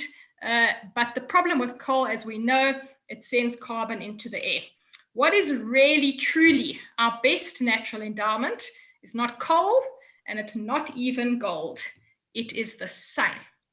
We have fantastic endowment of sun in South Africa. Uppington is the second best place on earth to generate solar electricity. What we got to do now is we got to use solar for the grid. We got to use solar for self-generation. And in time, we are going to be able to turn solar energy into liquid fuels. So I don't know if you know this, Howie. I don't know if they taught this at King David, but if you put sun and water together, it makes oil. Now, truly, it really can do that, because water can be split using an electrolyzer into its two components, which are oxygen and hydrogen. And the hydrogen can be used to create a liquid fuel. At the moment, the two main ones are called ammonia and methanol, and they can, believe it or not, be used for jet fuel, for shipping fuel, and for major industrial users. The problem with this kind of liquid fuel is that at the moment it's expensive. What's the main cost of making such fuel? It's electricity. What's a good place to produce electricity cheaply? South Africa. In time, we are going to become an exporter of liquid fuels made from water that has been split using renewable energy. If it sounds like I've been smoking my socks, look it up. Sasol and Anglo have both announced major initiatives in this regard. Gidon Novick, we're coming soon to sell you some jet fuel made from the sun and water. And this could really become a major export for South Africa. So the good news that happened was that our president liberated us from a crazy regulatory regime that was trying to stop us from producing electricity. We've been liberated from that, and we're going to take the space, and we are going to go beyond the grid. And in time, we're going to produce lots of energy in South Africa, and we're even going to produce liquid fuels. That is good news, and that really is quite exciting. I have a question, just so I can put it into perspective. 100 megawatts of power was something that you referenced, right? If you were to take that from a company that's producing this renewable energy, how many houses, or what could 100 megawatts do? 100 megawatts is about, and this is an American figure, so it depends a bit on the kind of consumption, but it's about 100,000 households. So it's massive. That's huge. Yeah, it's massive. In South Africa, it's more households than that. I think that's based on New York consumption. 100 megawatts. Our farm in Uppington that we're involved in is 100 megawatts. It cost 10 billion rand to build that. It's a huge, huge undertaking. So I don't think many mines are going to go all the way up to that cap of 100 megawatts. That's a really, really big project. Okay, that was an expensive project because it has storage. In other words, it can store electricity so that it can provide electricity at night. Solar PV, so the photovoltaic panels, are much cheaper to produce. But 100 megawatts nonetheless is a huge project. I think that the big mines will probably do 30 to 40 megawatts. And just for individuals, because I know that a lot of families are investing into renewable energies into their homes, where they're putting in solar and the battery packs. Does that help the environment? Is that helping the cause? Are we doing a good thing by investing into our own solar? Enormously. Like, listen, I think, like, just as a philosophy of life, the less demand that you can make on the resources of the earth, the better. The less waste you have to dispose of, the less electricity you ask the world to, like, generate from fossil fuels, the less water, the less resources you can demand, the better you can do. So I think that if you can put some solar panels on your roof, even if it's only for your shower, for your hot water, which is your biggest user, do it. And if you can go big and take yourself off the grid, it's freeing up energy for somebody else. I only have one more question just to ask. Sorry, Howard. Would there be a time in the future where an individual household could create enough energy to feed back to the grid and maybe get paid by Eskom?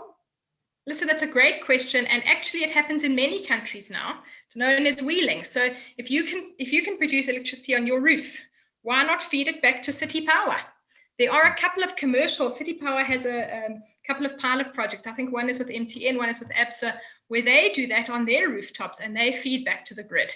But, as usual, it's like the sort of regulatory process to allow people to do that. That's a bit challenging. But technically speaking, you can do it today. Embedded generation, where everybody generates not only for themselves, but also for their neighbor. I think that's the way forward. So, Lael, talk to us about costs. Can you do this cheaper than the current price that we're getting from Eskom? Will the mines actually not only have a more reliable supply, but actually a more economic supply as well? So, the cheap way of generating a solar power is these panels, like those panels that you see, not those troughs that you saw in my picture, but the panels. Panels are incredibly cheap way of generating electricity. They really are. The problem is they generate during the day when the sun shines. And right now it is very difficult to store that energy. We do it in Uppington using something called molten salt, where the heat gets put into like a huge tank of molten salt, which can hold that energy for 6 hours. But it's an expensive thing to do. Once the batteries reach their potential, you'll be able to just feed it into a battery and hold it for the night. So at the moment, it is very cheap to generate solar power during the day, but it's expensive to store it. In time, I think that will come down. And it's the same with these liquid fuels. At the moment, you can do it, but it's just expensive. But in time, just like other forms of renewable energy came down in price, so I think that will. But Howie, there's a lot of good stuff to be found in the Siddur, even on a topic like this. And I think that there's one particular phrase in the Siddur which really epitomizes a lot of what we've been talking about tonight. The vaccinations, the solar energy, the way in which human beings are innovating, because this is all about innovation, right? And I think it's time to start reinterpreting the Siddur so that we learn all these lessons. It says in the Amidah, God, you have given human beings you've given human beings the ability to think, to analyze. And that's how we developed as human beings a vaccine in a year. And that's how we're developing the knowledge to take power from the sun. Human beings are enormously innovative. And if we can just use all our energy positively and for good, we can solve a lot of problems. Yeah, Lael, absolutely amazing. But you've got actually more good news. You're going to come back and talk to us about what's happening in inner city housing a little later as well. But another one of our favorite members of the Bethlehem families, in fact, it was your mom's birthday last week. That's right. So happy birthday, Brent. Lael's mom is one of the great icons of our community. She broke all the glass ceilings when it came to communal leadership. So to Lael Bethlehem, a huge happy birthday from all of us. Given the fact that she herself played Wimbledon, I imagine she's probably impossible to be around at the moment. I got to tell you, my mother and I, speak a lot on the phone on a normal day. But during Wimbledon, my mother phones me 5 times to say, I got to tell you what happened in the last set. And then she phones me to say, this match is starting. Did you see Serena slipped? So it's like absolutely marvelous. We get to go back and forth and watch the tennis. And I get to know that my mother herself played on those very same courts that we're watching. And I just want to say a big shout out and lots of gratitude to our government. Thank God my parents, Marlene and Brian, had their second shot today. Isn't it amazing that we're all making progress? We'll speak to you a little later again. Thank you so much for bringing us such amazing good news. Thanks, Howie. So, Brent, one of the things that we've asked, we've been running this, the Jewish Report is now 23 years old. We have readership of like 55,000 people every week who read us online or in hard copy. We're delivering to people's homes, even though there's no economic reason to do it. But we made a decision in the start of lockdown when advertising was drying up.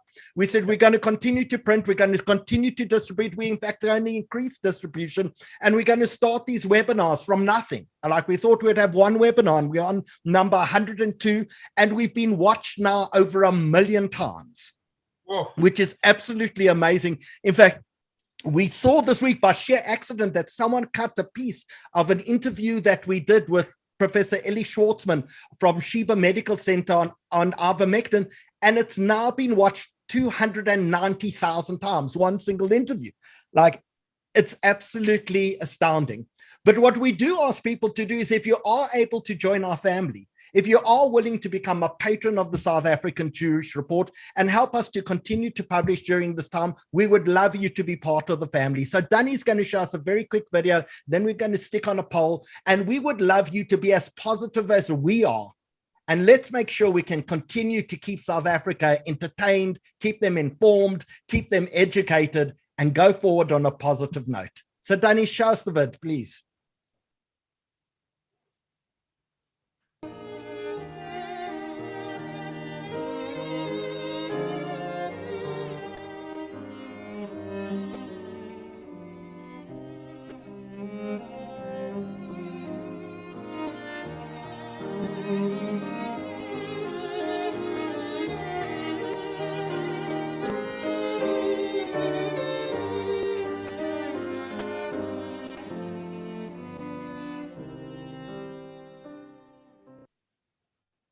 So Danny's just going to stick up a poll. If you'd like to become a patron of the Jewish Report and join our family as we deliver this remarkable service to the people of South Africa. Brent, about probably 40% of the people watching us tonight are in places like America and Canada and the United States, UK, Israel. We have people who watch us in Panama and Brazil and in France and in Thailand, United Arab Emirates, Kenya, Mozambique, Nigeria. It's absolutely astounding. We've got viewers in Saudi Arabia. So please join our family, and let's make sure that we can continue to deliver these services free of charge. Everyone involved tonight, myself, all the panelists, we're all volunteers. Danny's a volunteer, and we're actually doing this because we think we can actually improve our society, improve our community, improve South Africa. So please join us on this journey. And as we do that, and we'll leave the poll up for about another minute for people able to do that, we welcome Mark Lapner. Mark, you're looking alive. I haven't seen you since your little COVID experience. Welcome back home. You just flew back home. You've been out of town for a while. How are you? Thanks. We were away almost 6 weeks. Pleased to say, back healthy and strong, and can say, well, we've been there, done that. And although not particularly a pleasant experience, I must say it certainly taught appreciation for the value of all that we do have. And in particular, incredible amount of support that we had from so many individuals, people, families, made us feel very, very special. So good to be with you, Howie. Great to be home. Good that you're home. Great to see you again. You, of course, are CEO of Africa Tikkun. It's this remarkable outreach organization that does so much good in the community. You run schools all over the place. You do early childhood education. You run clinics. It's like one of the most amazing organizations. In fact, when we were talking earlier to Francis Antonie, he said to me there are only 3 organizations that he wants to leave money to when he passes, and you're one of them. But great. But we decided rather to keep Francis alive for as long as possible. So I think it's preferable. Don't rely on the cash. But I was telling everyone that yesterday Amazon delivered this shirt to me, and I'm happy that they made some money out of me, because you received a $10 million donation last week from Mackenzie Scott, Jeff Bezos's former wife, the founder of Amazon. Tell us the story. Well, I must start the story by telling you that I have no connection or networking to Jeff Bezos whatsoever, and I had absolutely nothing to do with him and his wife's divorce. How it is a remarkable story, and I think it's probably a testament to the team at Africa Tikkun, who've stuck true to their vision and their values over a number of years. Arnold Foreman, who was, one of the founders of Africa Tikkun, his daughter was working with Bridgespan, and she suggested that I should meet, in fact, the senior partner at Bridgespan, who was busy with a research assignment. Bridgespan were looking at what's the quantum of international funding coming into African NGOs. And we struck a wonderful rapport. The team from Bridgespan doing the research became, I think, quite intrigued with what we call the Africa Tikkun cradle to career model, where we develop young individuals from early infancy, but with a vision ultimately to where those kids are going to end up. So rather than just developing for the sake of developing, we constantly are thinking about development with the end game plan being kids finding jobs, finding careers, finding work opportunities, if not business opportunities. And so after that piece of research was undertaken, as I say, Cassie Foreman had introduced me to the head of Bridgespan. He kind of introduced us to what was a mystery team. It was quite intriguing because they would not identify the donor, nor would they necessarily identify what their objectives were that they were looking for. So normally when we put proposals together and we approach philanthropists or corporate organizations, we have a sense, there's some published information that we can at least align our pitch towards. Here we had no clue. It was a series of, I almost want to call them discussion with a group of friends. The team sort of was comprised of individuals from around the globe who would call on a weekend, call late at nights, and the discussions varied anywhere between what is the nature of the model to what were the values in the organization, and who are our founding fathers, and what was my late dad's philosophy on life. And we had these type of, really intriguing kind of conversations. And why was I here? And why did I come out of the commercial world to address the issues of operating in service of other social needs? And it was, if I can, probably one of, as I say, one of the most enlightening set of discussions that I've had, because we explored what would you do if you had a fantastic sum of money to spend. And our philosophy was we would do a lot more of the same. We would extend our cradle to career model to new geographies, working with local community-based organizations, integrating their efforts together so that they're not being fragmented, which is a massive problem, by the way, in South African civil society. And we would work with the private sector within those geographies to identify the competencies and skills that were required in that particular area. We talked about how if we had the money, we would put all our programs onto digital platforms and make these digital contents available to a broader array, a broader community of non-for-profit organizations, non-governmental organizations. And how we had signed an agreement about a year ago with Minister Lindiwe Zulu from the Department of Social Development, which was to in fact roll out this Africa Tikkun cradle to career model. But in truth, it wasn't really going anywhere. Budget constraints, COVID issues, I would imagine. And then when we got this grant, one of the first calls I made was in fact to the minister to say, Minister, remember the agreement we struck? Well, we're prepared to put X amount into this rollout program, but we now want you and your departments to necessarily align so that we can in fact create something of a multiplier effect. And I'm pleased to say that's actually now what is happening. So whilst we've come into this incredible sum of money, the bulk of the money is committed to, in fact, furthering our existing core programs. If anything, what we'll do is just improve, hopefully, our effectiveness and our expertise. But as you can imagine, it's like it's a dream. When I got the phone call to tell me that our appeal had been successful, I think I sobbed, on and off for the best part of about 15 minutes. I'm not embarrassed to say. So I sort of oscillated between sobbing and laughing, and I don't think that Nikki's ever seen me, as joyous in all the years we've been together. So when they told you, did they tell you who the donor was? Yes, but at the time I was sworn to secrecy. I wasn't even allowed to tell my board.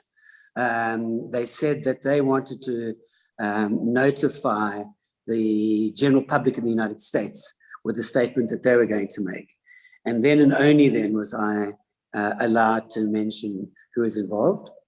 I was also advised that I was under no circumstances allowed to make contact with Mackenzie Scott.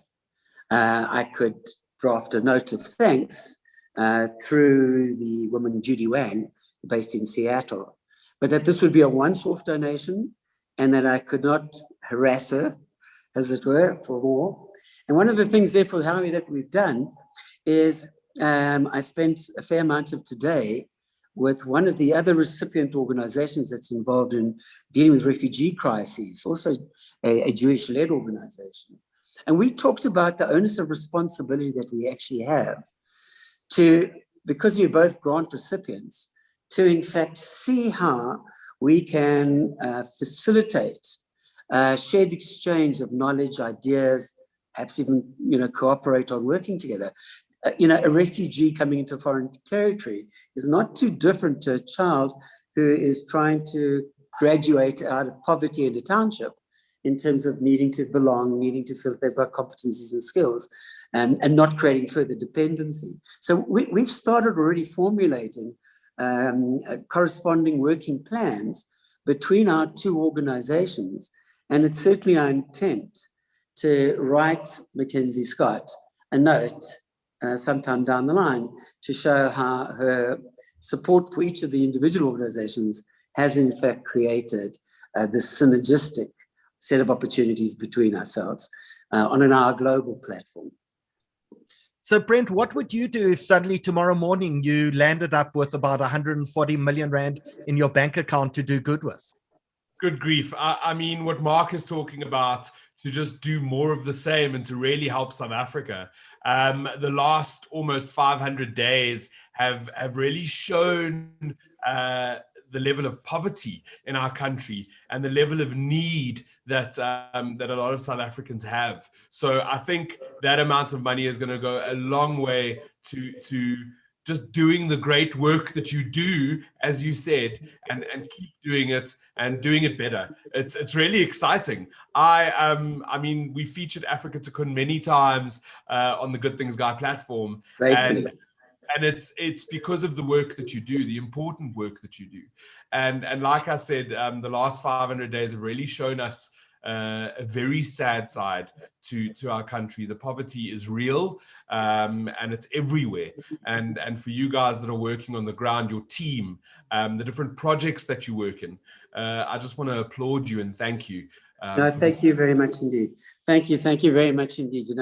I probably am one of the most blessed individuals of the lot, because I really do get to see the good side of the tragedies that are going on around us.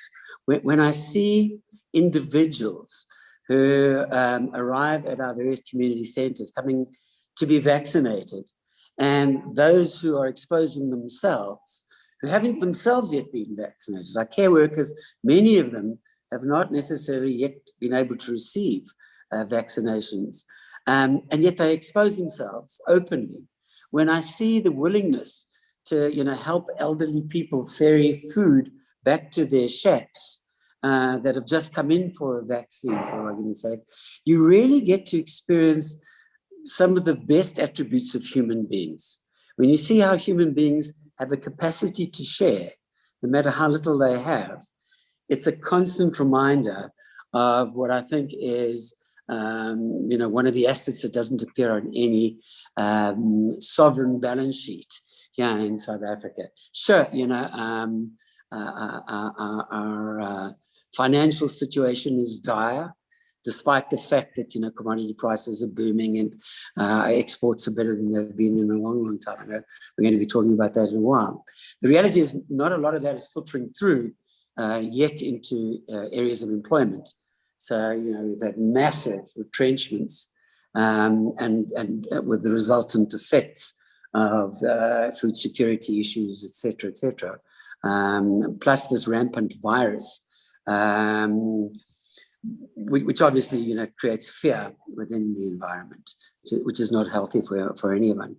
But at the same time, as I said, there is this tenacity that the average individual in the township has.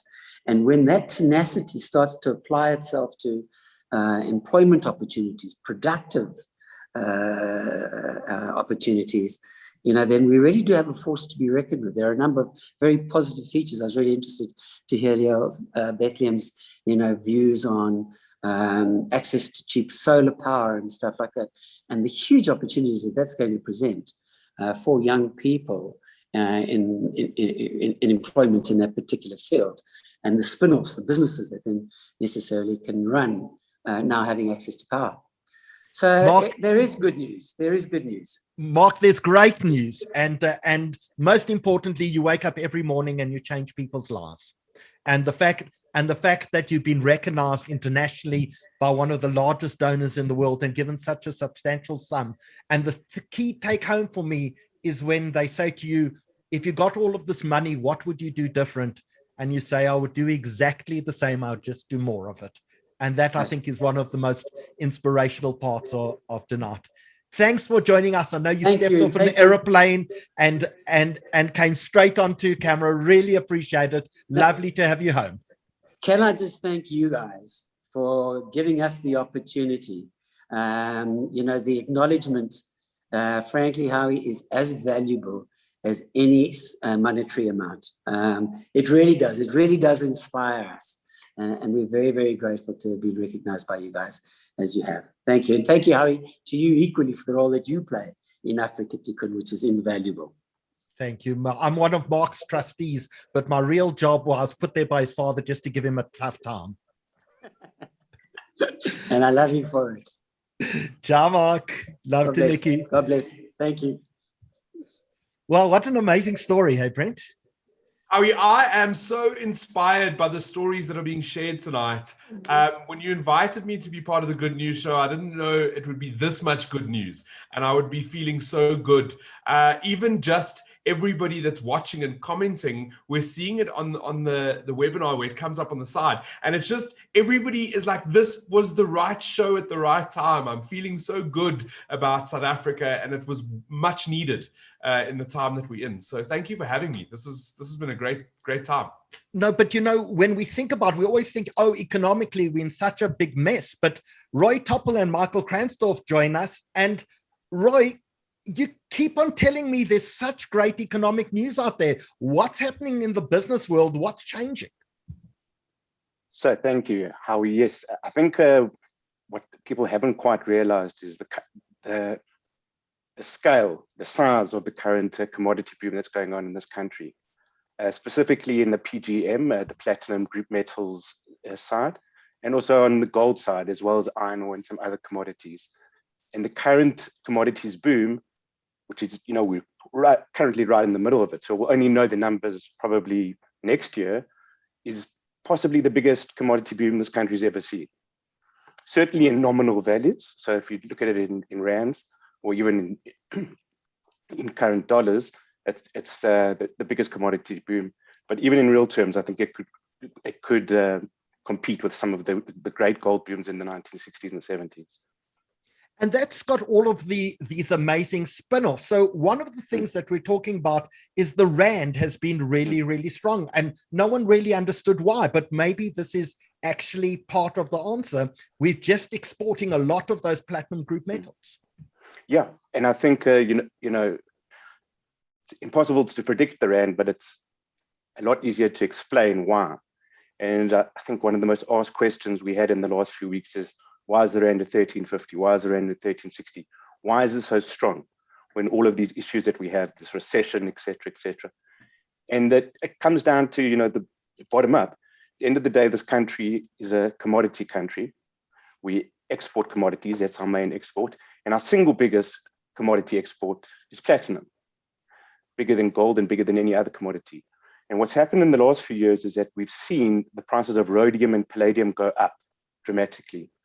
Where a platinum mine, the revenue that they produce from palladium is more than platinum.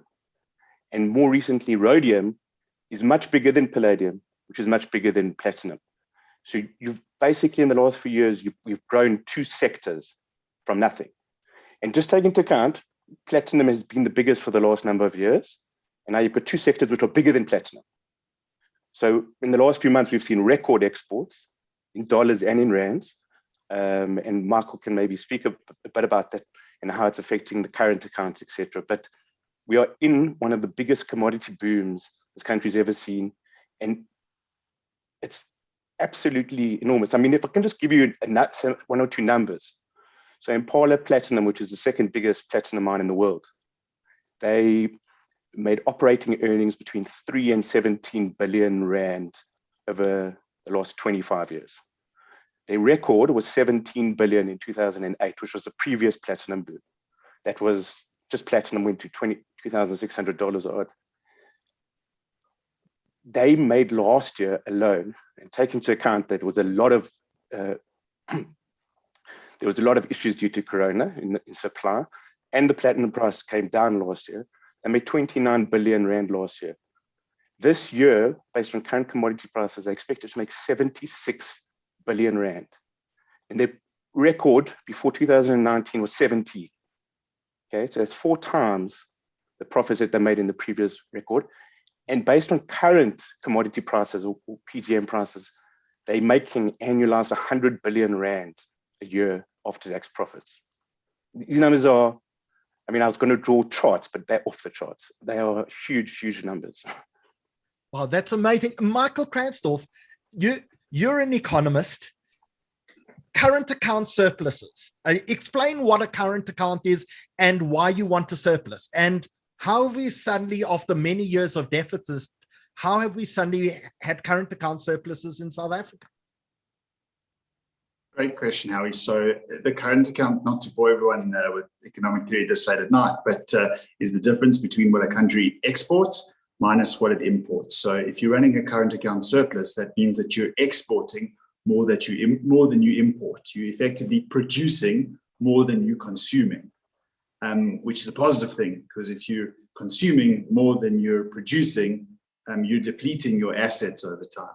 So for a long time, we've been relying on foreign borrowings to compensate for the fact that we're running quite large current account deficits. But as Roy mentioned, recently that swung, the last 7 quarters, that swung around quite dramatically. We're now actually running a very large current account surplus, which is very good news for the Rand and also the financial stability of the country. So how big is the surplus that we're talking about? We're talking about 7% kind of vibe at the moment, which is quite a size, 7% of GDP, which is quite a sizable chunk. And most of it's got to do with exports, as Roy mentioned. What's happened is that it's called the terms of trade have changed dramatically in our favor, which means that the price people are willing to pay for our exports has gone up dramatically, and the cost of our imports has remained kind of static. So what we see in the numbers is that there's a dramatic shift, and that's got to do with the platinum group metals and some of the change in the price, but also in the agricultural sector. It's been a bumper crop this year, actually, and we're expecting massive maize exports, which will also record maize exports, which will also help boost the current account. And there's some good other agricultural stories, like the orange, the citrus sector has found some interesting new markets overseas and expanded quite a lot of citrus exports. We've grown quite dramatically there. So it's not only the platinum group metals, there is also some agricultural good news that's coming through. And I presume because of COVID, we're probably importing less oil as well. Yeah, that's right. So that's absolutely true. So, imports are a function of how much we consume as a society. Unfortunately, we've had quite a serious, sharp recession, so people aren't spending as much and people aren't investing as much, which means we're importing less, which has also helped. So, Lael Bethlehem, I brought you back. We weren't going to talk to you until inner city housing, which is next. But you're actually in the platinum industry as well, aren't you? Yeah. So HCI actually has a big investment in a company called PTM, which is a Canadian listed company, but it's got a big platinum deposit in Limpopo, the Waterberg deposit, which is said to be one of the most important platinum deposits that is undeveloped. And for a long time, it's been difficult to develop that deposit because the platinum price, for a long time was pretty low. But now the platinum price has come up, deposits like that really can be developed. So, it's fantastic at like the macroeconomic level, like what we've been talking about, to see the platinum price rising and the related platinum group metals. But the truth is, it's not only a sort of an abstract thing, it's about jobs. It's about jobs. I mean, remember Lonmin? I think the Lonmin share price, Michael, Roy, you might remember, got down to, 15 cents or something. Yeah, a few cents, yeah. At one point it was on its knees. Basically zero. And that's not only about investment, it's about, hundreds of thousands of jobs that were almost, done away with permanently. Because the platinum price got to such a low level. And then Sibanye made that very far-sighted investment. And suddenly, with the platinum price where it is, you see new mines coming up. You see existing mines being saved. I'm involved with a company called Sedibelo Platinum through the IDC. I sit on the IDC board, and I sit on the board of this company called Sedibelo Platinum. Again, there we've had like a small mine. Now we're going to go and build a big mine. And that means job opportunities for tens of thousands of people in rural areas, decent jobs, jobs with a high, commitment to safety, and that really, really matters. So, Roy, I'm embarrassed to ask this question, but platinum, what do you use it for? Okay, so it's an excellent question. I'm not going to get too technical, but essentially, platinum, palladium, and rhodium, the PGM metals, are all used as autocatalysts. So what they do is, when you're creating a vehicle, they reduce the carbon emissions that come out of the vehicle. So, for example, diesel cars have a huge amount of carbon emissions, and they need quite a high amount of platinum or palladium. And all these autocatalysts need a certain amount of rhodium. And we have 80% of the world's rhodium in South Africa. So we put a catalytic converter inside our car. It helps the environment. But in fact, as things are changing, we're going to get electric cars, which probably don't use too much platinum. But Lael was talking to us a moment or two ago about creating hydrogen. And when you travel in parts of the developing world, there are a lot of hydrogen cars that are using hydrogen as a fuel. And they are, in fact, nowhere near as economic or sensitive to the environment unless you put in more platinum and rhodium into the catalytic converters in a hydrogen fuel cell car. Is that correct? Great. So hydrogen fuel cells, so you've got two clean technologies, which are batteries, and I like to say America or Elon Musk. And then you've got hydrogen, which in vehicles is being promoted and subsidized by the Japanese government, so all the way on the right. And hydrogen, electric cars, if you think about it, they're not exactly clean fuels because you're using electricity, which is generally coal. And until you can have the whole world on renewable energy, it's not clean. But hydrogen is a almost pure clean technology where it has almost no emissions. And the reason it has no emissions is because of the amount of platinum or palladium that's used in it. If hydrogen were to win the fight, against electric cars, your average vehicle uses more, or need more than 3 times as much PGM metals in it as a current car has. So the demand for our platinum and our rhodium and our palladium will be 3 times what it currently is if hydrogen were to win. And I don't know who's going to win at the moment. It looks like Elon Musk is having a good time. But I don't think you can underestimate the potential of hydrogen. But the answer is make sure that Lael produces more hydrogen-fueled cells, and we'll sell more platinum as well. Correct. It's a virtuous circle. If hydrogen wins, this country will win a lot. That's for sure. So before we let Michael and Roy go, give us some tips. Is it too late to invest in the platinum industry? Where you putting money? Yeah. So I don't give away free tips, but I'll just say generally speaking, your 3 biggest platinum miners in the world and on the JSE are Anglo Plats, Sibanye, and Impala. Those are the 3 biggest. You got Northams and Royal Bafokeng, which make up your top 5. The valuations are 3, 4, 5, 6 times earnings. Okay. And for anyone who's been in the markets long enough, for a listed company to be on single-digit earnings is, normally the company is about to go insolvent or something, or peak earnings. Even commodity, something like a BHP Bulletins would never be on such a low valuation. So the market either doesn't believe that PGM prices will stay as they are, which they probably won't. They'll probably drop quite a lot, which they have recently, or they are extremely undervalued. And I say why this is different to the previous ones is that in the previous platinum boom, when platinum was $2,400, it was, everyone knew it was used as an auto catalyst, but it was more like a precious version of gold, 2 times the price of gold. And when that ratio collapsed and platinum went from $2,400 down to $600, that correlation disappeared, and now platinum actually needed an industrial use. And it sat between $600 and $800 for many, many years, platinum. It got overtaken by palladium. And what we're seeing now is it's a real fundamental drive or demand for PGMs, where the previous one, I think, was a lot more speculative. So, Michael, tell us, are you taking your bar mitzvah money and putting it into platinum, or where are you putting it at the moment? I'm keeping it under my mattress. No, I think Roy makes a good point. I think I think it's sort of a good news story, not only for the platinum sector, but I think for South Africa Inc.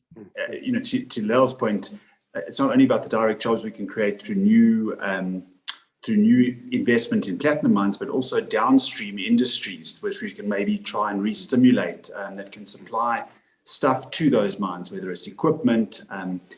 And so I think it's a good story for South Africa Inc. in general, and also from a fiscal perspective, it means that the government has more money. They're collecting much more tax revenue at the moment than they expected. Which is a good thing. It keeps the wolf from the door and makes the risk of tax increases that were quite likely much less likely in the future. So, and allows them to increase spending on much needed infrastructure and social programs. So I think it's a very positive story for the whole of South Africa Inc. And we should try and see if we can make the benefits from the boom more inclusive and as broad as possible. I think there should be as much effort put into thinking about how we can get other players involved and local manufacturing to help sell to these mines. Michael, I think you said the magic words.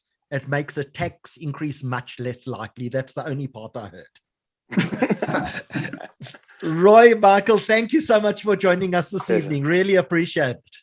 Pleasure. Thank you guys. So Brent, if you have any space underneath your mattress, apparently that's that's where we're going to put Michael's bar mitzvah money. I was taking notes through that whole session. I was taking notes. I now know who to invest with. I'm ready to go. Platinum's in. Something's going. I'm good to go. That was a very good lesson in what's happening with the markets for me. Yeah, but have you also noticed that when there's good news, there's Lael Bethlehem? She's the bringer of all good news. Lael, tell us, when I called you and said, let's talk about alternative energy, you said, hold on, there's another good news story I want to tell you. I want to tell you about what's happening in the inner city in housing. You know how it is amazing, the inner city of Joburg. I've been involved with the inner city of Joburg for like many years now, and I work in the city, right? So I work on the corner of Elof and Commissioner, and I go to the city every day, and I so enjoy the energy of the place, and I so enjoy being there every day and just seeing like the way that actually life is going on. And life in many ways is thriving. But the inner city housing industry is really an incredible thing. There are many Jewish people involved in the industry. The pioneers of the industry are mostly Jewish people. Like I'm thinking of somebody like Rennie Plitt, I'm thinking of Taffy Adler, I'm thinking of the late Brian Miller, people who have just done so much, Clive Cope, who've done so much to build inner city housing. We in HCI, we are involved in the inner city housing industry. We've got a company called HCI Live the City, and we've got 1,000 residential units made up of 3 buildings. So what we do is we buy old buildings that are generally not in great shape. You might say that they are verstunkende buildings when we buy them. And by the time we finished with them, they are lovely, shiny, bright buildings full of affordable housing. Our units are between about 3,000 Rand and about 5,000 Rand a month.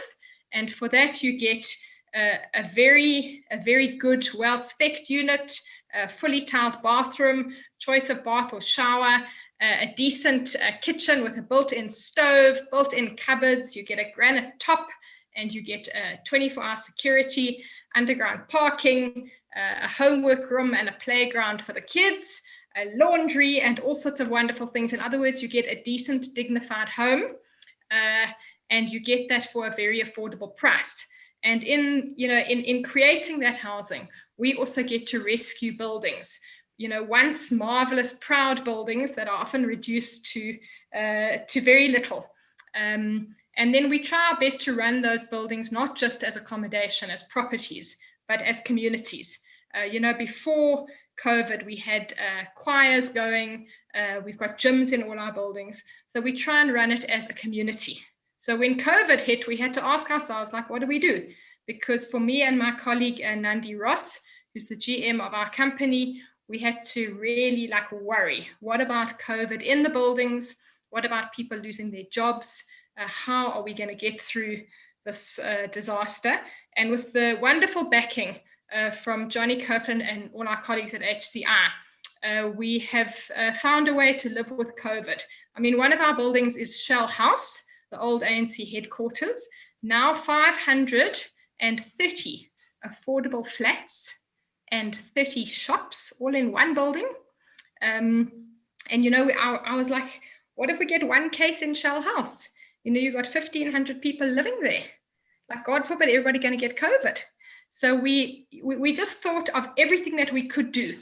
So, for example, before COVID, everything was a biometric fingertip, right? So you put your finger on a little pad. So I thought it was everyone's going to put their finger on the pad. It's going to be like super spreader every time you come into the building. So we were able to replace all of those pads with facial recognition. It's the most marvelous thing. There's a screen. You come to the building, there's a screen. You look at the screen, it opens. Absolutely fantastic technology. So we've done things like that, like replacing that sort of thing so we don't have to expose people. If we get a case, we've got a wonderful medical service on standby. If somebody in our building gets COVID, as we have now, we are able to give them a little bit of medical backup and support.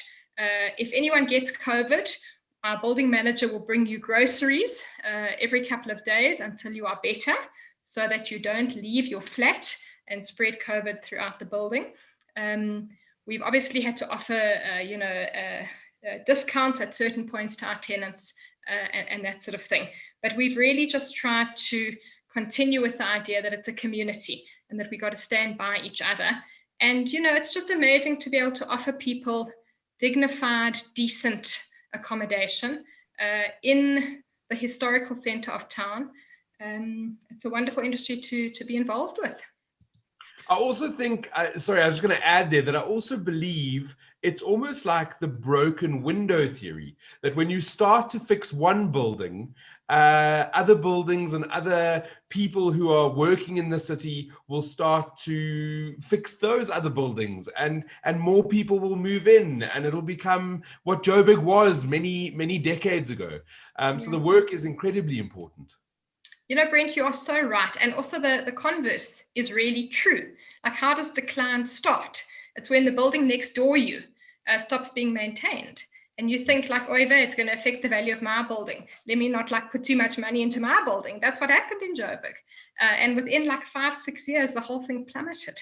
And I do really think it's like hard work regeneration, because it can only be done building by building, block by block. There's no other way.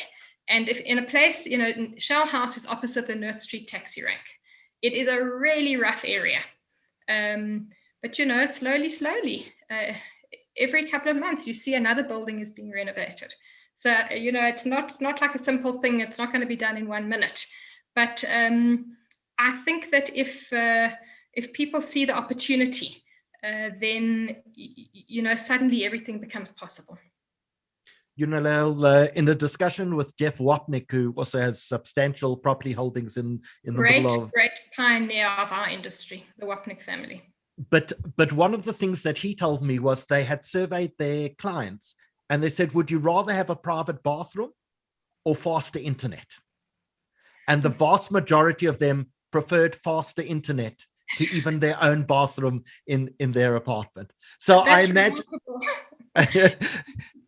That's amazing. One of the things we started doing during COVID is we said, because we were worried, are people going to pay their rent, So one of the things we started doing is we said, okay, if you pay your rent by the 1st of the month, you're going to get free uncapped Wi-Fi for the month. Before that, we had charged for Wi-Fi. And then we saw people really wanted that.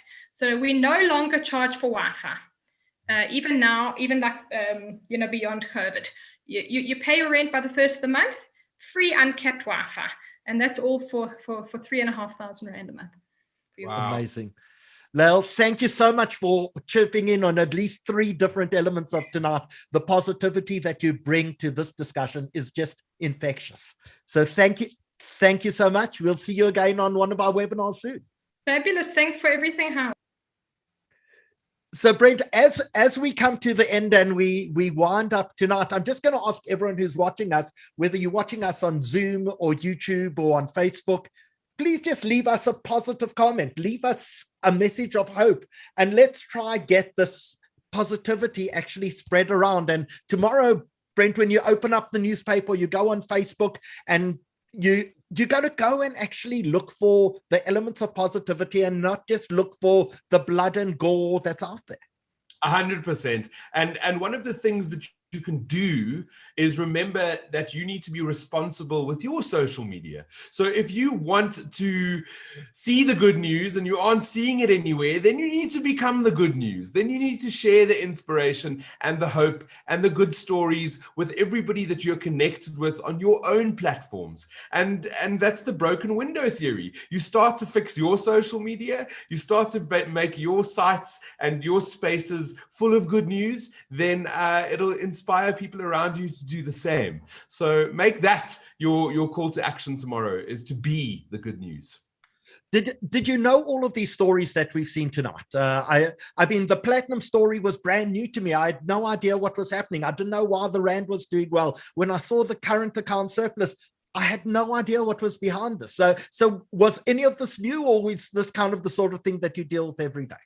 So Howie, I get to see good news stories every single day. My inbox overflows with the good things that are happening in this country. But if the camera was on me throughout tonight's show, you would have seen mostly my jaw hanging down going, Like, that is really good news that I didn't know about. So breaking news on this show tonight, and it's just been such an honor to be a part of it. The work that you're doing is unbelievable. Like I said, I've been watching the comments coming in, and it's just so much positivity in this community.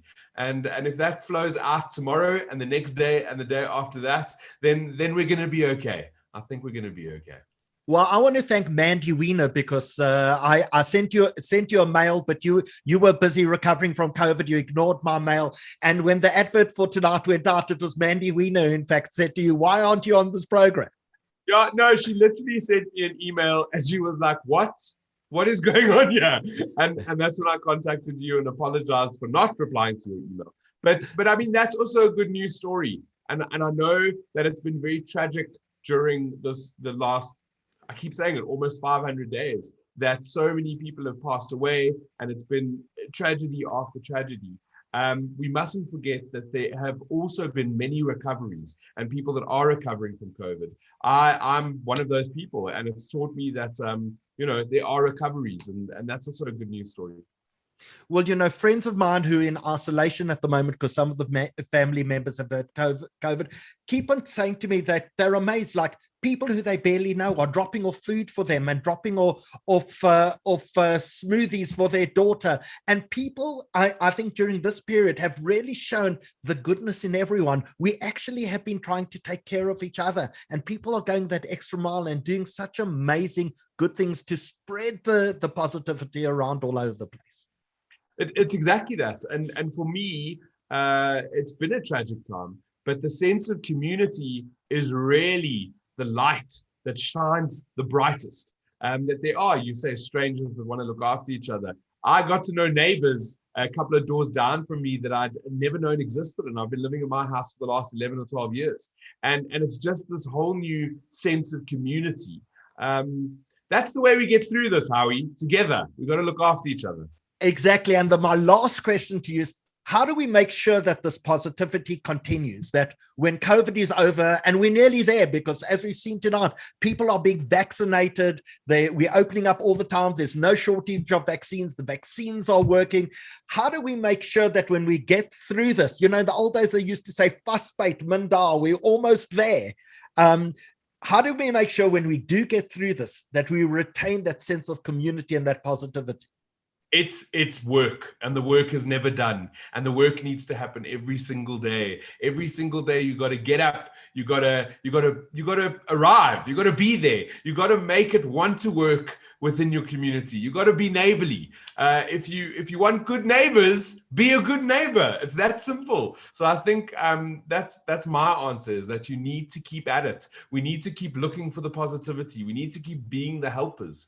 And that's the way that you can continue, is to continue.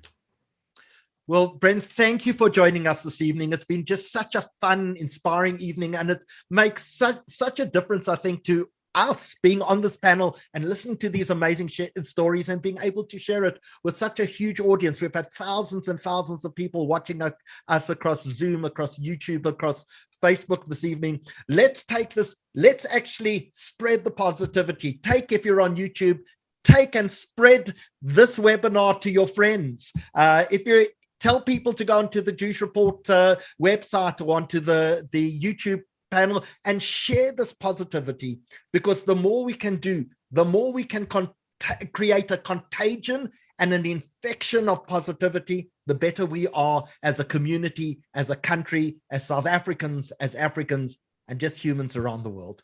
So thank you so much for joining us this evening. Don't forget, we're going to see you on Saturday evening, where John T. Blackman is going to take us on a virtual tour of the conquest of Jerusalem, when the Romans conquered Jerusalem. It's going to be an unbelievable, remarkable, historical virtual tour of the ancient city of Jerusalem and its conquest. We'll see you 8 p.m. on Saturday. Thank you, everyone, for joining us this evening. We're going to leave the chat open for another minute or two to allow people to continue to make comments, and Brent, I'm going to send you some of the comments that people are just doing, but we're getting hundreds and hundreds of comments coming in. I think people have enjoyed tonight so much. We'll see you on Saturday evening. Good night, everyone.